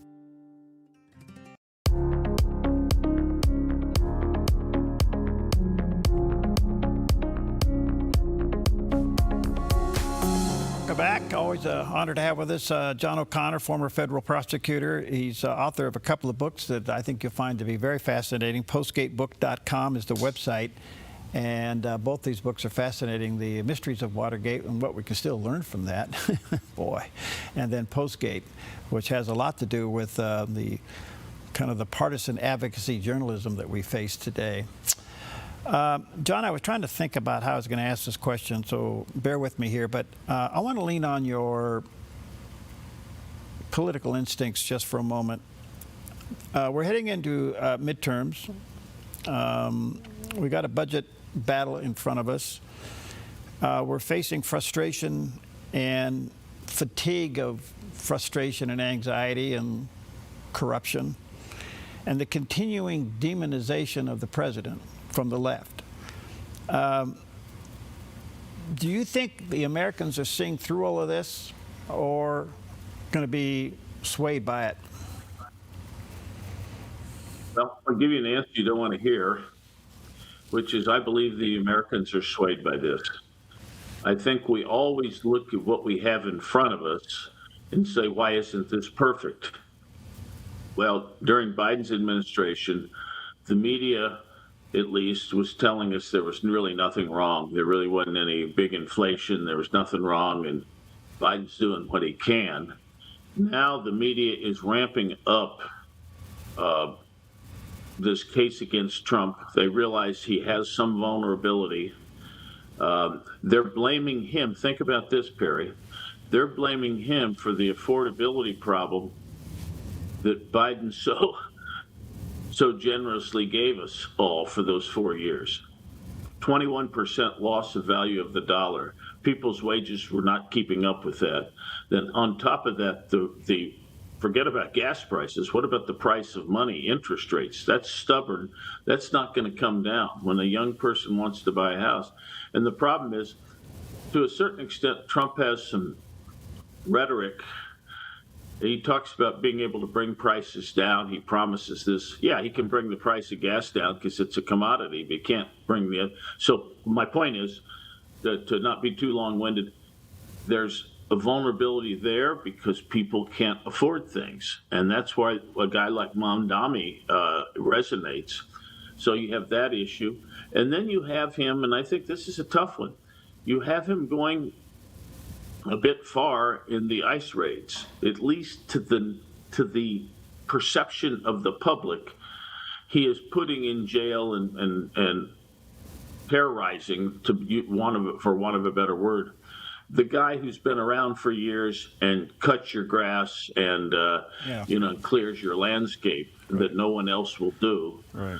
That he was very successful when he made sure we all knew that he was only getting criminals. And it doesn't seem that way. And I don't know. But I think Stephen Miller's looking for big stats. And I think most people can hit on him on that. So you have that. And then there's just a lot of, because he's so frenetic, I think a lot of people get Trump fatigue. And it gives the other side a way to criticize him because everything seems to be fraught with different problems. Now, I got to say this. I think the guy's energetic. He's trying to do everything he can. In some cases, he oversteps. But I always think, what's the alternative here? And I think that a lot of people think that. But I do think if I have a prediction to make, and remember this, there's always been a difference between your representative and the broad country as a whole. Right. So if each Congress person will tailor his own message, his or her own message. Now, I will tell you this, the Democrats are vastly outraising the Republicans right now in these congressional races. I have it from several very, very good sources that this is just the Republicans are getting killed. So I suspect that the midterms will be a severe thrashing for the Republicans, and we'll have a Democratic Congress. I don't think we'll have a House. I don't think we're going to have a Democratic Senate. But this stuff, the New York Times, you can't pick up that paper without an anti-Trump article, and it just is a constant drumbeat. And we also have a country that's beset. At least the younger people are beset by anxiety. It's not a good match. we knew enough to get rid of Biden and his unworthy successor, Kamala, or I should say she's worthy of him. But I think it's things are not looking good in the long run. So thank God Trump will stay in there, and maybe things will be fine by 2028. I do think Trump's doing the right thing on the economy. The tariff thing was overrated. I'm not a big tariff guy, but I think that they weren't really, at the end of the day, really too rough. And the economy seems to be moving in all the right directions. But the regular consumer out there has been killed. Boy, there's a lot there. One thing is clear, that I think the Democrats get an A+, and they blame you for what they're doing. Absolutely. Think about it. They're blaming, they did this affordability thing, and now they're saddling on Trump. And Biden allowed the Ukraine war. He could have stopped that thing. All he had to do was rattle a couple sabers. And now what do we have? Now we have an intractable situation. Biden enables Iran, and we have Hamas doing and Hezbollah doing all this stuff. And guess what? We inherit it today. So Trump has a world created by Biden and a press that just is a handmaiden. And that's why I wrote the book Postgate, because what's happening is the press is really like they're a campaign organ. Yeah. And the campaign is there all the time, sometimes just by keeping silent as to what's being done. Do you know why the Supreme Court may be dragging its feet making a decision on the tariffs? Yes. I think they're dragging their feet because they realize that Trump has probably overstepped his bounds. And the real issue there is, it's a very serious one. What do you do? What's the remedy? It isn't the fact it's easy for them to pronounce that it's wrong. I think they're going to have trouble with the remedy, and they're probably really giving opinions back and forth, coming up with ideas as to how one can do this, because it could really, really wreck the country if we really. How do you pay back an illegal tariff? I don't think you do, because the tariff. Who pays it, by the way? Who actually pays that thing? I just think it's nasty. And who does it go back to? Does it go back to the individual person who, a little company in Germany that manufactured something that got hit with the tariff that's too high? Who actually paid that tariff? Who gets the money back? And so I hope they will come up with a decision, whatever it might be, as to the illegality of those tariffs, and says, okay, this is basically how you do it, is within the executive's power to unravel this, even though it's a congressional matter, a legislative matter as to his power to tariff. We can give the executive the power to fashion a remedy, if any. And there may not be a remedy. It may well be that we just let sleeping dogs lie, and there's a way to do that too. So that's what they're hashing out. This is very serious stuff. Is it possible they would say, all right, stop doing it that way and start doing it this way? Yeah, they could give advice. They could say, if you did it this way, it would be okay.